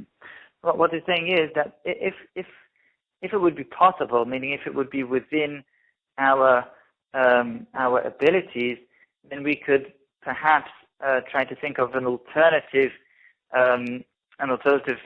system, as it were. There are many professions that require a degree, not because of the skills that you acquire in that degree, but just as a kind of way of filtering and making sure that the person is talented enough, educated enough, he's good enough to have done a degree so he can get the job. For that, perhaps we can also think of an alternative qualification. Again, the yeshiva system as it is today, wouldn't be able to give those kind of credentials because it doesn't have a testing system and so on, but we would be able to somehow adapt that and provide an alternative method, an alternative means of assessing, whether a person, is on the same level at the very least of having a degree, even without having gone to academia. Right. Let's say we don't have tests. Okay, so we gave him we give him our own material to test him on Chumash Bereishis. Right. So there's no reason why testing on Shakespeare can give somebody a BA, and testing somebody on Chumash Bereishis does not grant somebody a BA. I don't see any reason for differentiating. Mm-hmm. Mm-hmm. Right, but that's only for obviously very general professions and ones that didn't require the specific learning. For those that require the specific learning that you need to have the job, and even law. You mentioned law as being a kind of value neutral field. It's very much not value neutral. In law you need to learn philosophy of law. You need to understand jurisprudence. You need to be exposed to a lot of what Western society, as understood in academia, is really all about. This is not. I agree with you that law requires a study of jurisprudence. There's no question about that. But somehow, I haven't thought about it enough. I don't see the study of jurisprudence being as dangerous or as damaging as, let's say, gender studies. I think that I think the question of justice and whether crime needs to be punished or needs to be deterred, and so on and so forth, are questions that a Frum person can ask and be able to answer without it impacting his inner core. I might be wrong, but I don't see law as being a particularly dangerous field. Mm-hmm. Certainly not to the degree of the social studies field or the humanities. Correct. Absolutely. Yes. Mm-hmm. Mm-hmm. And so you can really identify, just to cut off, in conclusion, on the one hand, I understand from you that you can readily identify with this, grave concern that Gedolei Israel expressed concerning participation in academia. On the other hand, though, I hear from you a very strong statement, which isn't a counter statement, but it's a statement alongside that there's also an urgent need to think about how we can develop our own, as it were, alternatives that would give us that accreditation or give us those kind of credentials that you need to have to be able to get on and to manage in the modern world. Do you see that that's being done at any level? I think it is being done. For example, I have relatives who teach in the Beis Yaakov system, and in order to get a pay rise, they needed to have a master's or whatever it is. And somehow they did manage to find a way of studying that allowed them to retain who they were and still get their master's degree. I don't know what they did, but I think there are options available. But yes, we don't really have the option anymore of living a secluded life. Whether we like it or not, we are all interconnected, and larger society has a greater and greater say in our day-to-day life, and there's very little we can do about it. But what we can do about it is adapt somehow so that it doesn't necessarily affect our inner core. I think that is a challenge facing the Frum community as regards academia. And if we divide up the study of the various fields of study, we can find that some of them are less dangerous and some of them are more dangerous, and we can cut out the extraneous parts that are not necessary to the study of a particular field. And that way, perhaps, we can find a way of going forward where a person can study and still remain a Ben Torah, even if he's working at actuary, let's say. Really, thank you very, very much for the illuminating talk. I'm sure it will be a great dwelling to many. Thank you. Thank you for having me. Good. Kol tov biva. All the best. Have a good evening. So with us now is Rabbi Dr. Ilan Fuchs. Rabbi Fuchs is a research scholar at a number of universities, Ariel University in Israel and Brandeis University in the United States. He also wrote a very sweeping and broad article that appeared on Tzarech Ion in Hebrew about the challenges of a Charedi individual going through academia. So certainly also a very appropriate, very fitting guest on the show today. Thank you very much, Rabbi Fuchs, for being with us.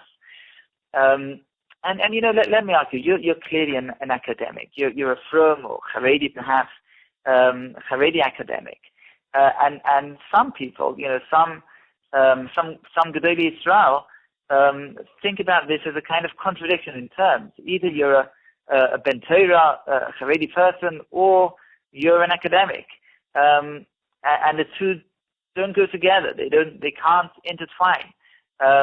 But as somebody who is on the one hand a Ben Torah, and on the other hand somebody who's deeply immersed in the academic world, how do you see these two things combining? Is this really a realistic, a feasible combination? How does it work from your own perspective? Well, first of all, thanks for having me. And second, I would say that we can look at this from several perspectives. Historically speaking, it did work in the past, though such combinations did exist. We all know about Feldheim in Germany in the 19th century and the early 20th century. There were other examples of this kind, by the way, a little bit less known in Poland and the interwar period. From Jews, Orthodox Jews, that could combine the two. That's from historical perspective. It's not a new invention, but certainly the scale today is you know, a different kind of scale to the phenomenon that you mentioned in you know, which were for a short time.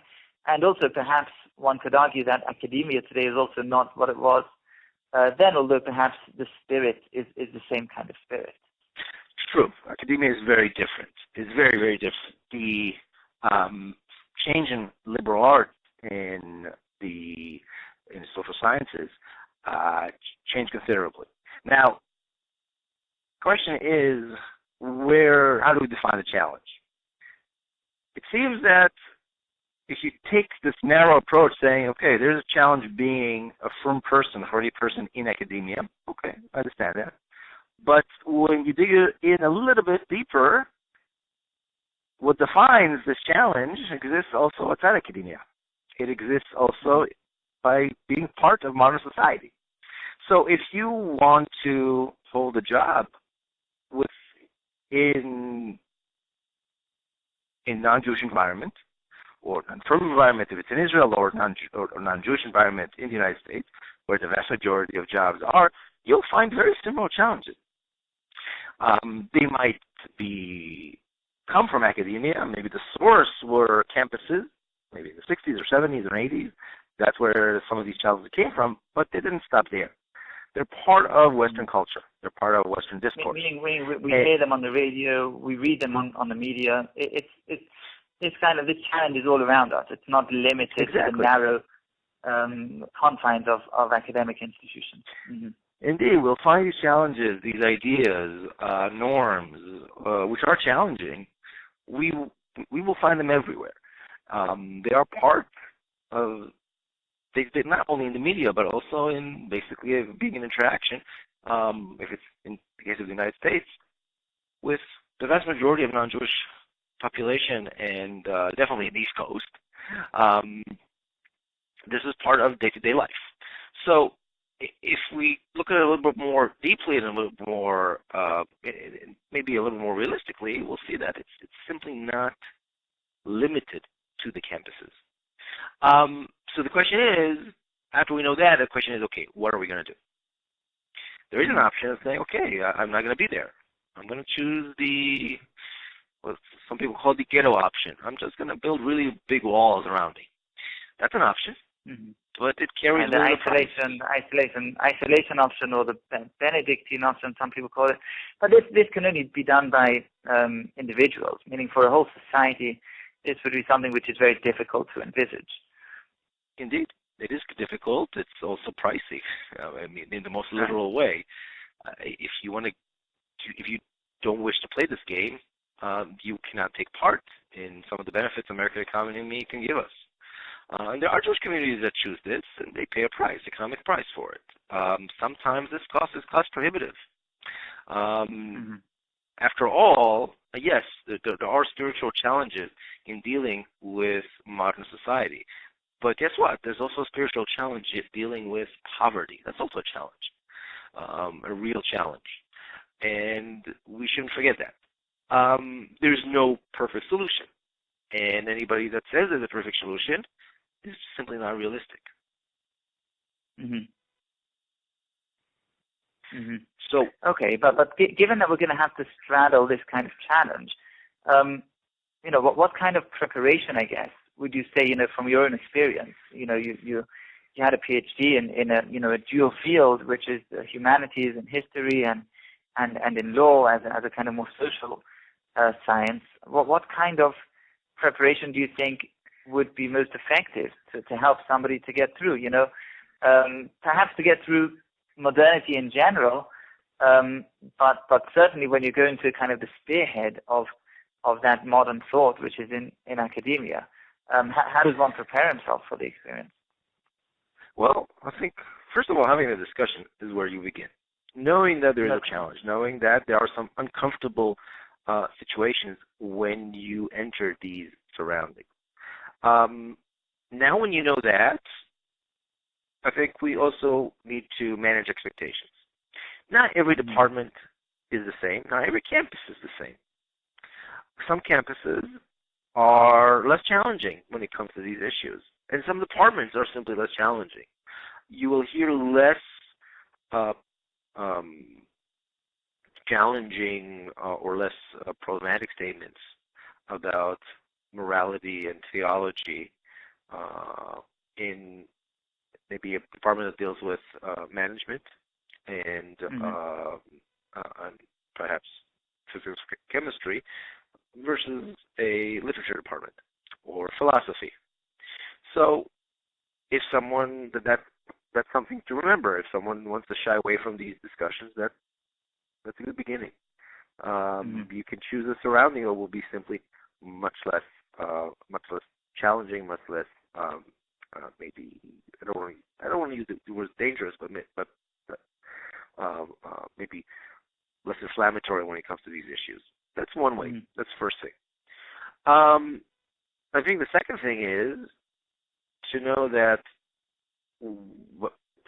that some of these questions are questions that anyone working with a non-religious environment, again, if we use the American context, or in Israel, and again, with non-religious community, some of these questions come up.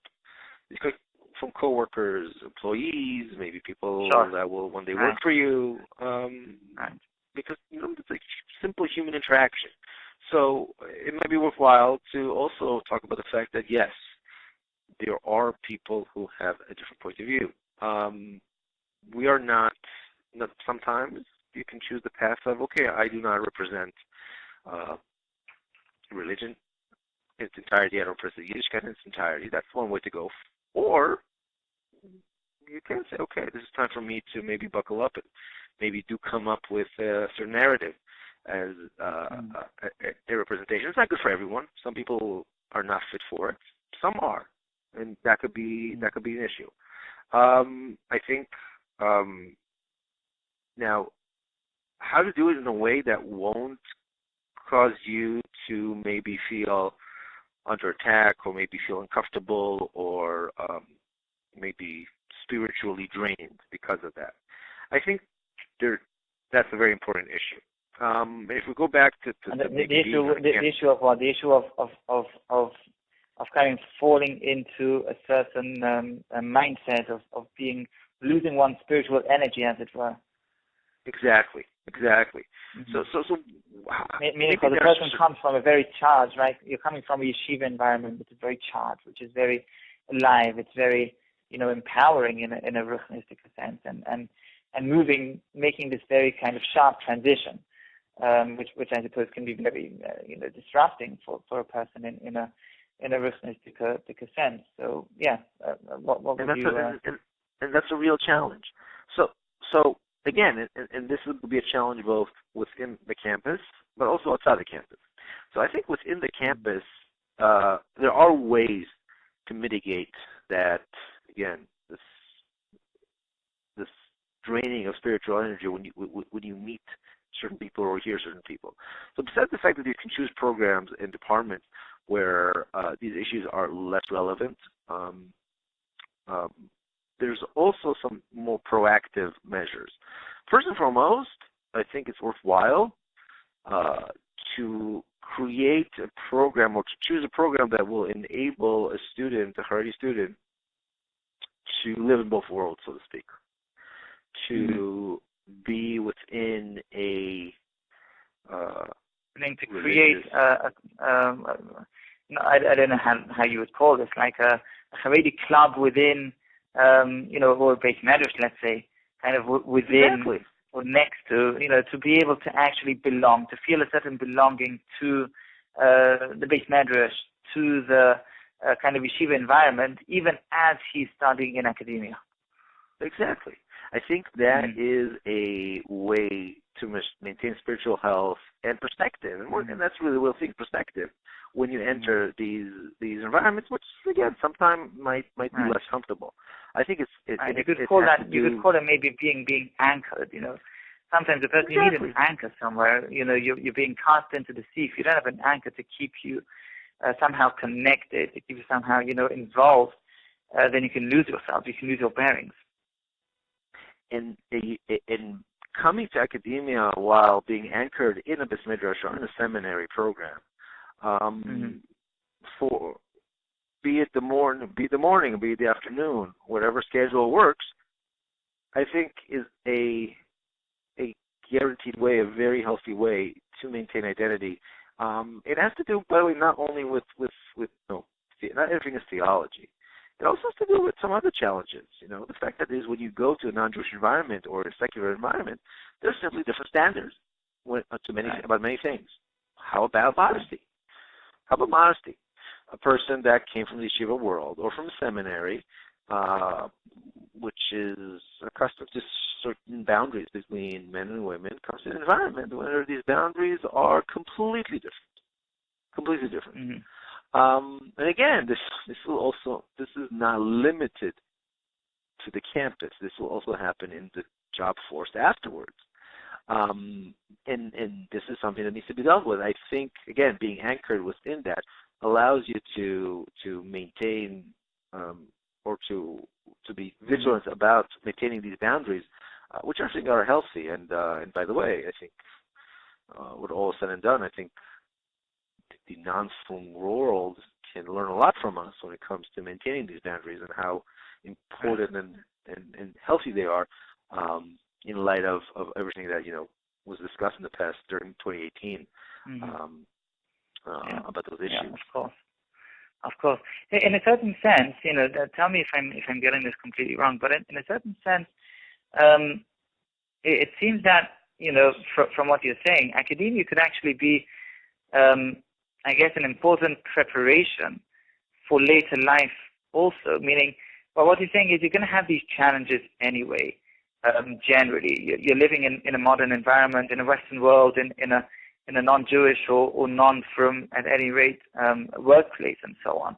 And then, having to go through academia, which is perhaps less intensive. You're not there necessarily the whole day. You have more time to dedicate to, let's say, the base medrash program or the seminary program, or Torah study or whatever it is. It's maybe even a kind of a way of getting acquainted, of perhaps preparing or training yourself for these boundaries, for being able to maintain the kind of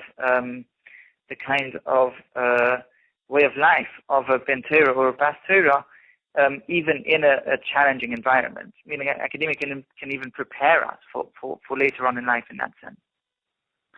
And it's the economic reality which forces more and more from people to new parts of the job market is a challenge, and it will come sooner or later. In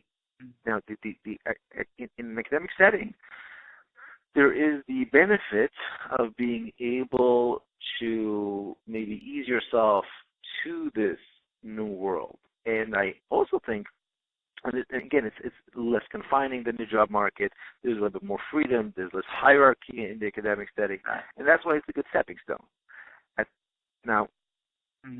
I think it's also an important way. This gradual beginning, I think, is important because I think the biggest challenge when it comes to maintaining our halachic boundaries within a non-Frum or non-Jewish environment is the most basic basis and the foundation for this struggle is to be vigilant. In other words, to have the consciousness of, okay, I am here, I come from a different place, I have different standards, different norms, and I need to handle myself in an environment which is different. Yeah, to be really aware of the challenges. I mean, if you go in headlong without having the kind of deep awareness of the kind of challenges that you're going to be facing, then you're losing the battle before you've started. Exactly, because this is not about becoming a sick nature. This is about always understanding where you are, what you represent, and making those good choices. And that requires constant awareness. Not saying it's easy, but it's reality. All right. Then let me ask you this one more question, which has come up in other conversations. Some would argue that given the current state of, broadly speaking, academia, which is very much liberal leaning, very much left leaning, very much very kind of deconstructive elements that are prominent in academia, deconstructive of the kind of institutions that we as Jewish people who are faithful to the tradition. So these institutions are very integral to our Jewish practice, to our Jewish belief. Is this something that can really be navigated? Meaning, some people will say, well, academia has just been overrun by this extreme liberal tendency, and it's just it's a lost cause. It's just you should find the occupation, find the profession that will give you the very minimum of need of being involved in an academic environment. How would you respond to such a claim or to such an argument? Well, I'll begin with saying that anyone claiming that is not inventing anything. This is a real challenge. This comes from a very real place. Mm-hmm. After saying that, I will say one more thing. I'll say that when it comes to each person, there should be a very real cheshbon nefesh when it comes to dealing with those questions. Not everybody should go and tackle these. These people, these environments where, and again, we talked about how there are different departments, different campuses. In some campuses, this is not relevant. When you go to again, it's like the American environment, certain institutions which are mainly targeting commuter students, commuting students, working students, not traditional students. That's not really relevant. Yeah, someone might throw the word to construction. It's simply not a part of the culture of the campus, which is geared towards... You're not living it. You're not living it. Yeah. Okay. And also the campus is usually geared towards, very practical things, the more and more... there's less and less room for liberal arts in American universities. So in these campuses, it's not really a challenge. Now, what about at Touro College, this is not... Okay, I understand. Exactly, it's not an issue. Now, let's talk about what if you find yourself in another place. I will say two things. First of all, I think for many students, it's not relevant because I think for a lot of students, specifically in our community where there is an economic need to be in the job force as fast as possible, liberal arts simply do not translate to the job market in a very efficient way. It's a reality. Again, in the United States, it's very, very clear. Certain degrees translate to the job market easily and translate quite successfully. Others do not. In our community... but even if you're not studying liberal arts, you're still on the campus. You're still being exposed to that spirit, to that trend, to that kind of broad understanding of the world from a very liberal arts kind of perspective. So I will say this. I would not say it's for everyone. So when some of these programs are not for everyone. They could be overwhelming. They can be, as you pointed out, they run over academia and sometimes they run over people. So I don't think it's for everyone. I think if someone has a passion for history or philosophy or the liberal arts, perhaps they should enter that when they are very stable from a spiritual and emotional perspective. Also knowing what they're going to expect. And I think, again, here comes the idea of choosing which program you are. I don't think you should. I think this is a real concern. It's manageable, but it requires being very aware of who you are and your surroundings, and the fact that some environments are simply not as healthy as others. So here comes again the idea of choosing which program or department are more relevant for you. It's the fact that, again, these ideas... You have to know yourself, you have to know where you're getting. It's a lot about awareness, both self-awareness, awareness of where you're going, awareness of the challenge, meaning, be right. And also, I imagine, consult, right? Consult with people who've had the experience, consult with people who know you, with Rabbanim, These are all essential, and these are essential, again, not only in the campus, but also afterwards. And when it comes to liberal arts, and again, these ideas, again, for many, many students, they will not necessarily meet those if they choose certain paths, which are more again, the hardcore sciences. I think at the end of the day,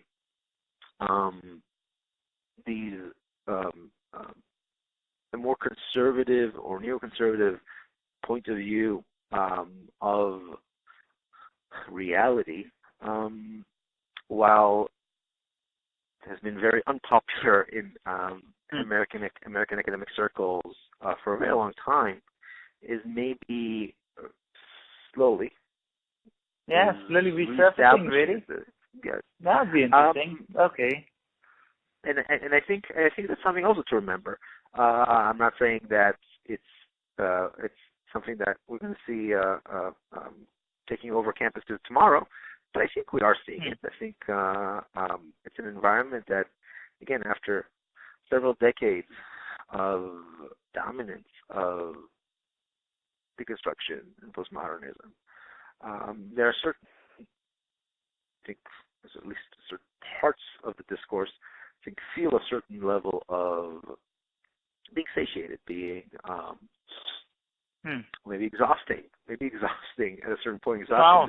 I mean, amen, I guess, all I could say to that, but it sounds, nice to finish on such an optimistic note. So, Fuchs, thank you very, very much for being with us, and Yitzchok for both for the article and for the conversation, and should be really Mekanishim Shemaim in all the institutions and all the work that you do. Thank you very, very much. Amen. Thank you so much. Thank you, and Kultus. So, with us today to discuss the challenges and the possible solutions of academia for the Frum community is Professor Chaim Sukenik. Professor Sukenik is a professor of chemistry and nanoscience, formerly in Ilan, made Aliyah in 1995 from Cleveland, formerly an undergrad at Yeshiva University and later in Caltech in California. And today he's the president, in fact, of the Jerusalem College of Technology, otherwise known as Machon Lev, here in Yerushalayim, been there for 5 years. And certainly someone that can give us some perspective, from the field of what's going on in terms of the yeshivas, the Charedi community here in Eretz Yisrael, and academia. Professor Sukenik, thank you very much for being with us today. Pleasure to be with you. Like I mentioned, you have real hands-on experience in this, having been 5 years in what's probably the only college in Eretz Yisrael that specializes in engineering and health professions for the Frum community.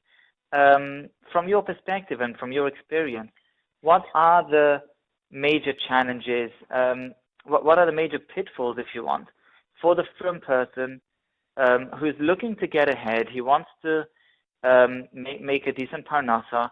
To make a decent parnasa, one of the basic conditions in our economy is to have a degree. But he has concerns. Academia has not the greatest of names in the Frum world, certainly not in the Charedi world of Eretz Yisrael. Which of those concerns would you say are really legitimate, really real? Which ones would you say are less relevant? Tell us a bit about your experience. Sure. I mean, a lot of it is going to depend on both the background of the student and what he has chosen to study.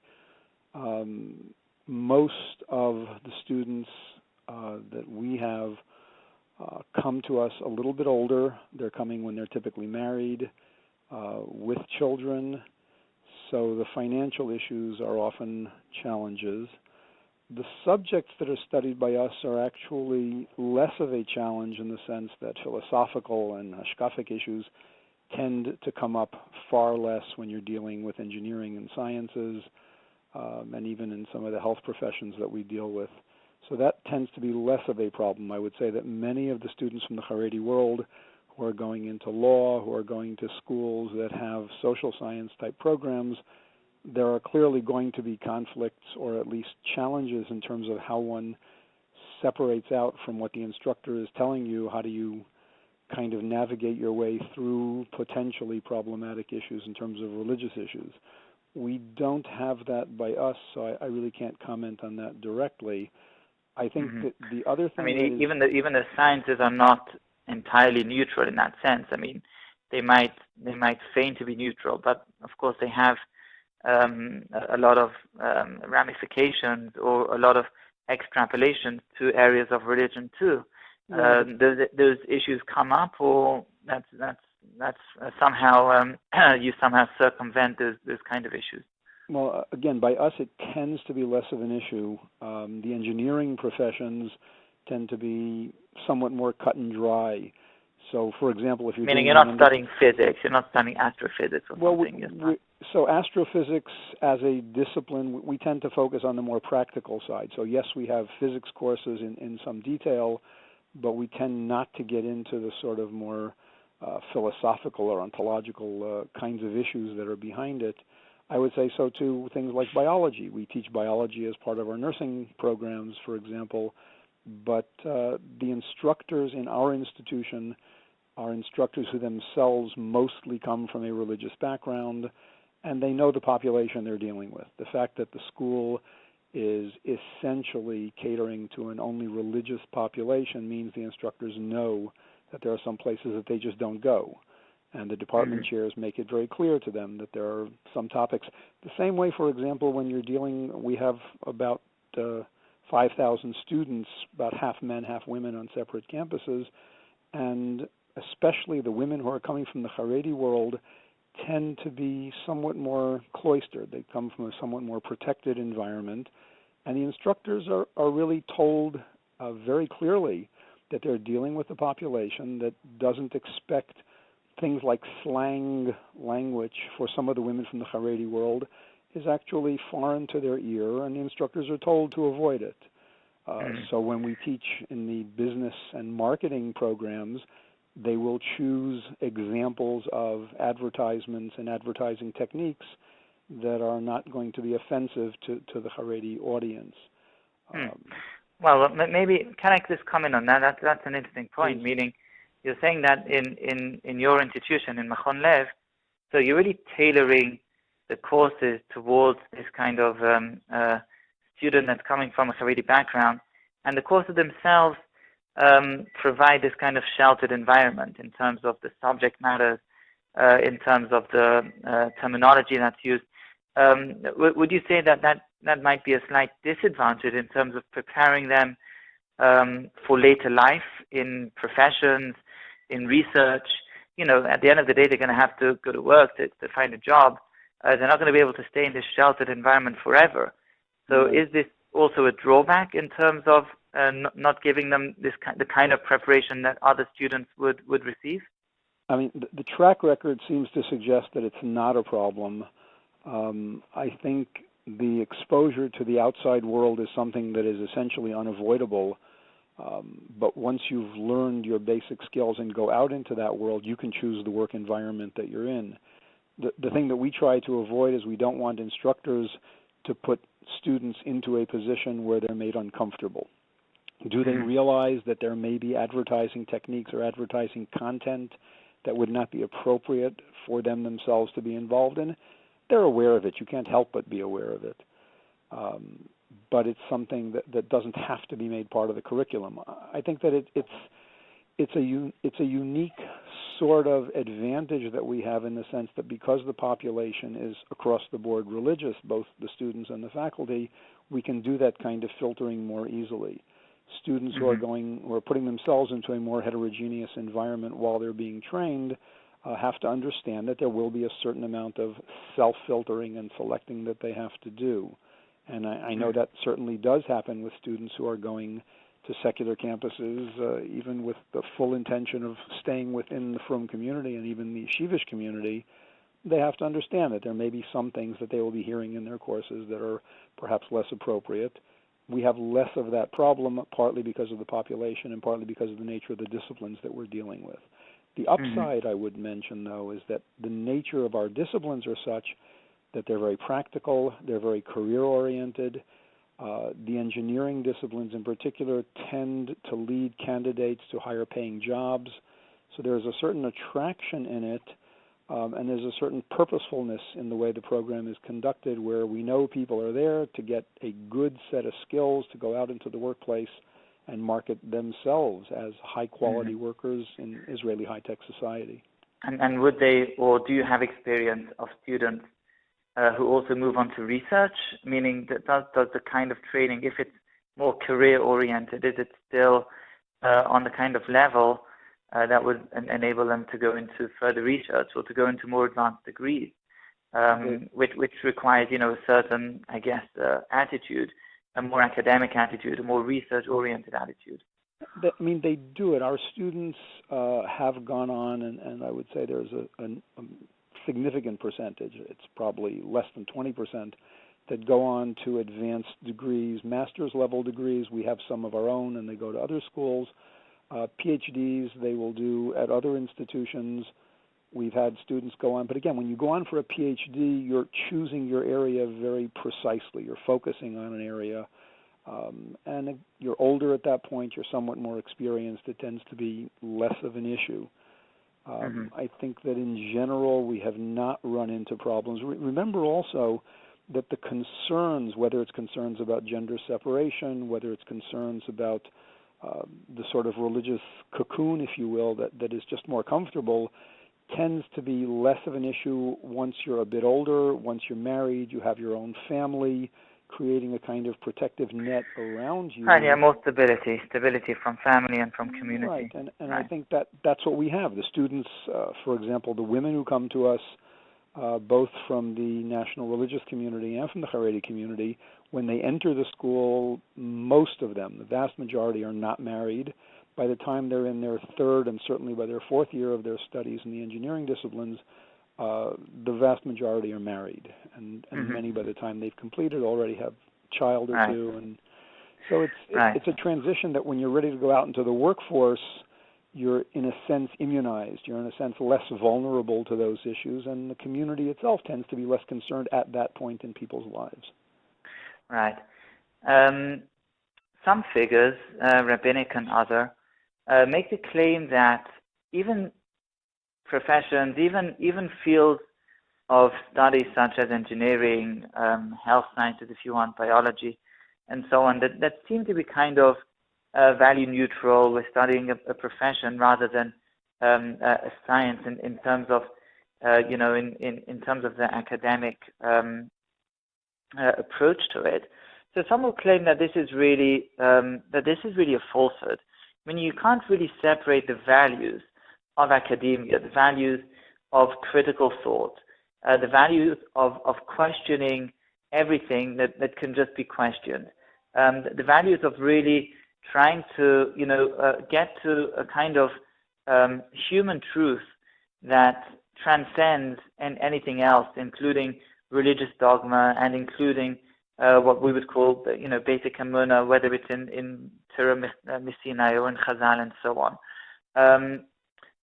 You would argue that's just not true at all, meaning that if you're just studying engineering or biology in the very in the sense that you described before, then this doesn't have the kind of challenges that some claim academia has by definition.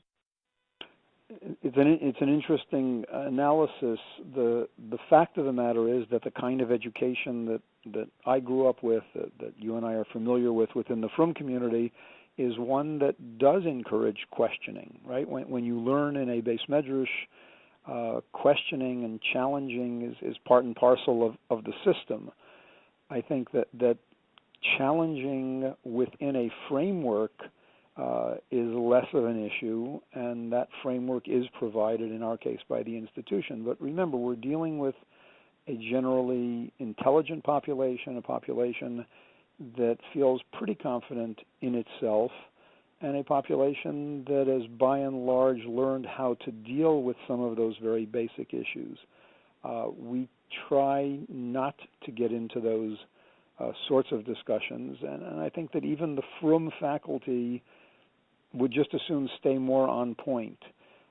Do people eventually confront these issues? I think they do. I think that the Rabbeim who teach in our Beis Medrash and the women have also a religious studies program. They are really very much grounded in the Frum community, and that seems really not to be. And they are trained, and they're also trained to handle these kind of issues. Very much. That might come up, yes. And the flip side, by the way, which we've seen for many years, I mean, Mechon Lev's been around for 50 years with a strong presence in Israeli high-tech and even in the Israeli army, from not necessarily from the Charedi world, but more from the national religious Torani population.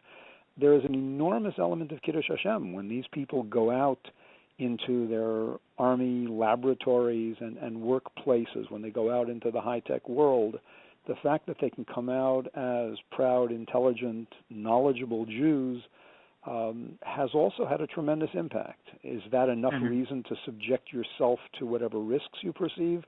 I don't know that in and of itself it would justify it, but it certainly has been a spillover effect of the Machon Lev, the JCT brand over the years.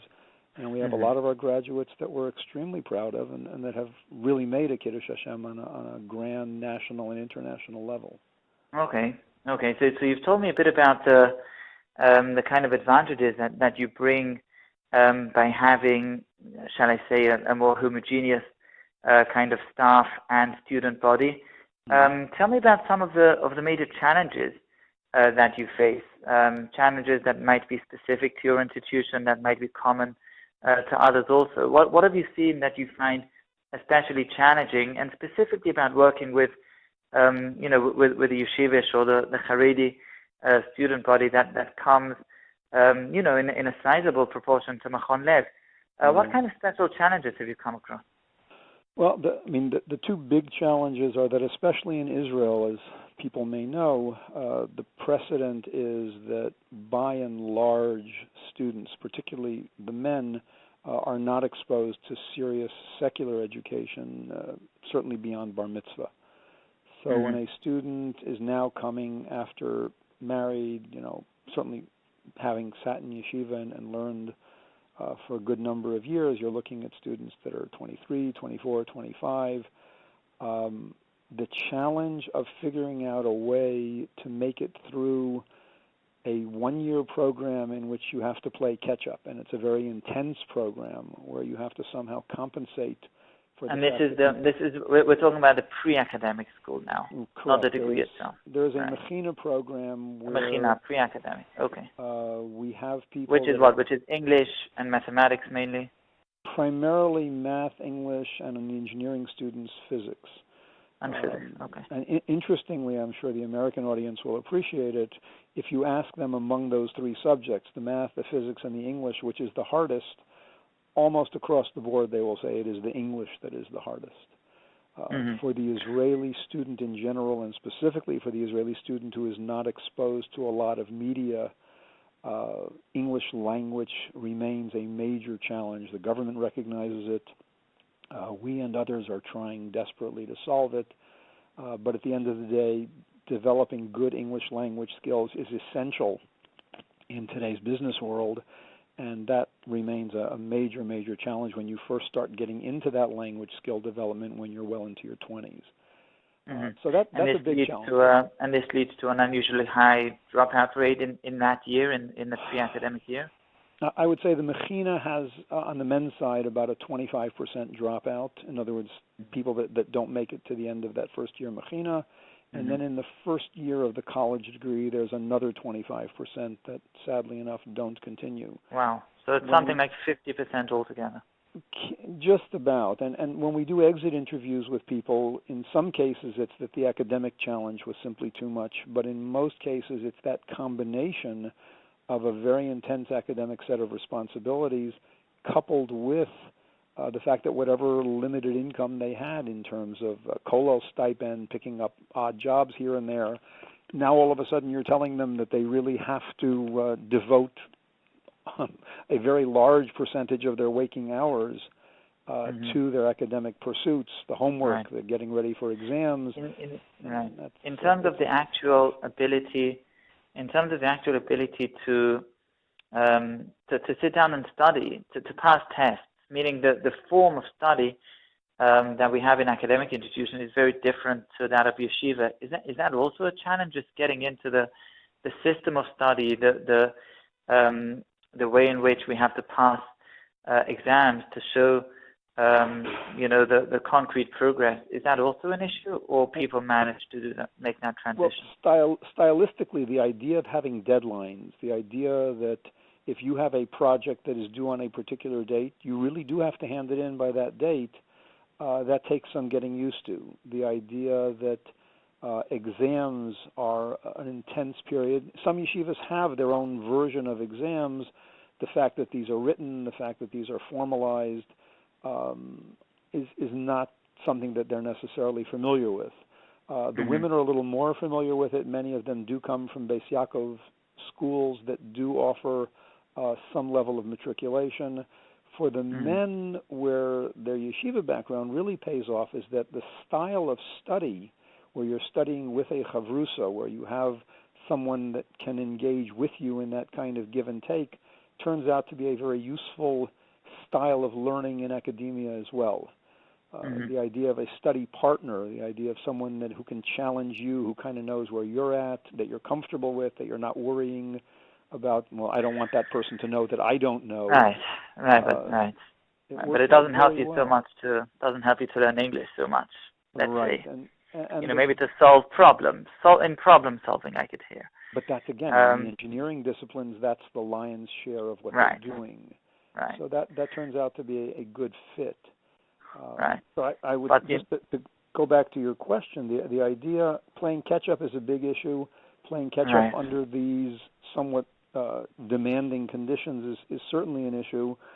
The social issues that one hears about a lot, and I don't know to what extent people are exposed to this in the States, the social issues of whether or not the community around them will be supportive or will not be supportive of their choice to study in an academic setting, I think is something that we're learning to live with, and I think the community is learning to live with. There are more and more people. Now you've got about 12,000 people who still identify with the Charedi community, but who have chosen to pursue an academic course of study. We have about 2,000 of them by us.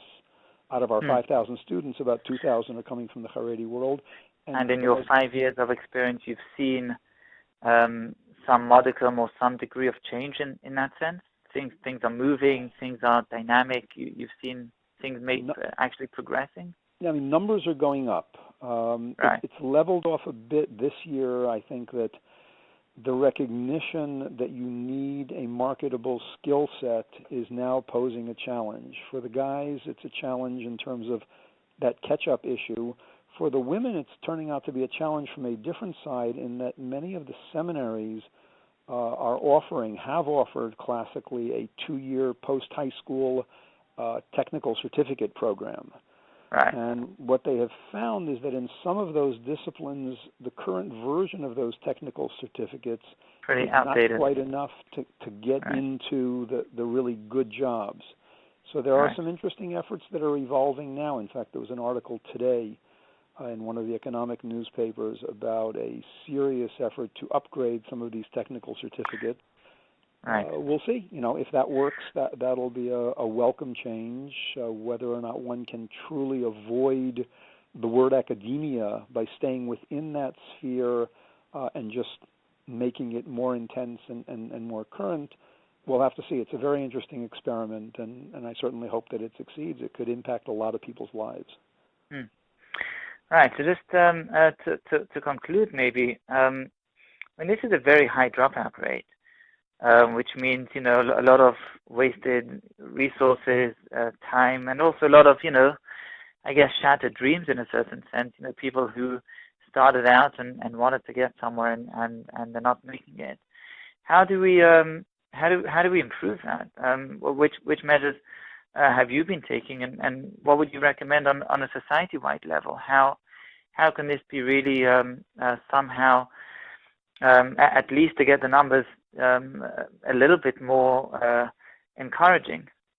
Yeah, I think we've learned, our experience has been that there is a lot of mentoring that is needed. We're getting better at it, hopefully, so we are able to provide the assistance that the students need and to do it better.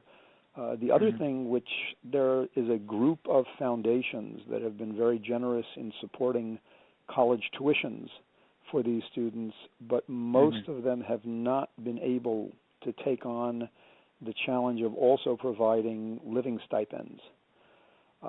If we could solve that financial crunch of the living stipends, just to allow people to be able to breathe and not to feel that, I can't do this, I have to get out of it and go back and get some low-paying job, your dropout rate. Even though, even the student, many students do some work on the side while they're studying.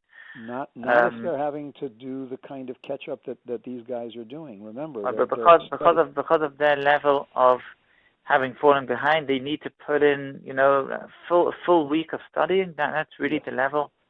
Yes. Wow. I think that's a very accurate statement, and I think that's why, on one hand, it would be a risk to start providing fellowship money at that. It would be, because it can also breed a certain dependency, and also, given that we're talking about increasing numbers, the money needs to come from somewhere. It's going to be very high. For a government, or for the kinds of investment, let's face it, what you're doing is you're investing in human capital. You're taking people that are talented, that are capable, you're giving them the opportunity to succeed, and you're anticipating that they will then go on to a productive working career of 30, 40 years. Think about what you're gaining in terms of productivity, what you're gaining in terms of participation in the workforce, and what you're saving in terms of a lot of these people are now, quite frankly, on the dole, and they're living off of government grants. If you make them into productive, contributing members of society in that way, everybody wins. And I think at some point the government is going to recognize that and is going to increase its support for those kinds of programs, but it's a tough process. There is a dynamic in Israeli society as a whole as to how much resources should be devoted by the government to help specifically the Charedi community. And I think there is a good effort being made now. The Council of Higher Education is certainly putting significant funds into creating special education programs, and these foundations that I mentioned are doing a wonderful job of providing for part of those needs. We just have to figure out how to cover the remainder of that gap. Hopefully it will continue to get better, and they will continue to perform better. All right. Professor Sukenik, thank you again very much indeed for being with us. Very illuminating. And till next time. Good. I hope that people have heard some things that they'll be able to kind of take home with them and appreciate the fact that there's a lot of progress being made these days. So I'm sure, and really much hatzlacha with the endeavor, and of course, looking forward to hearing news of further progress. Very good. Thank you very much. Thank you. Be well. Bye-bye now.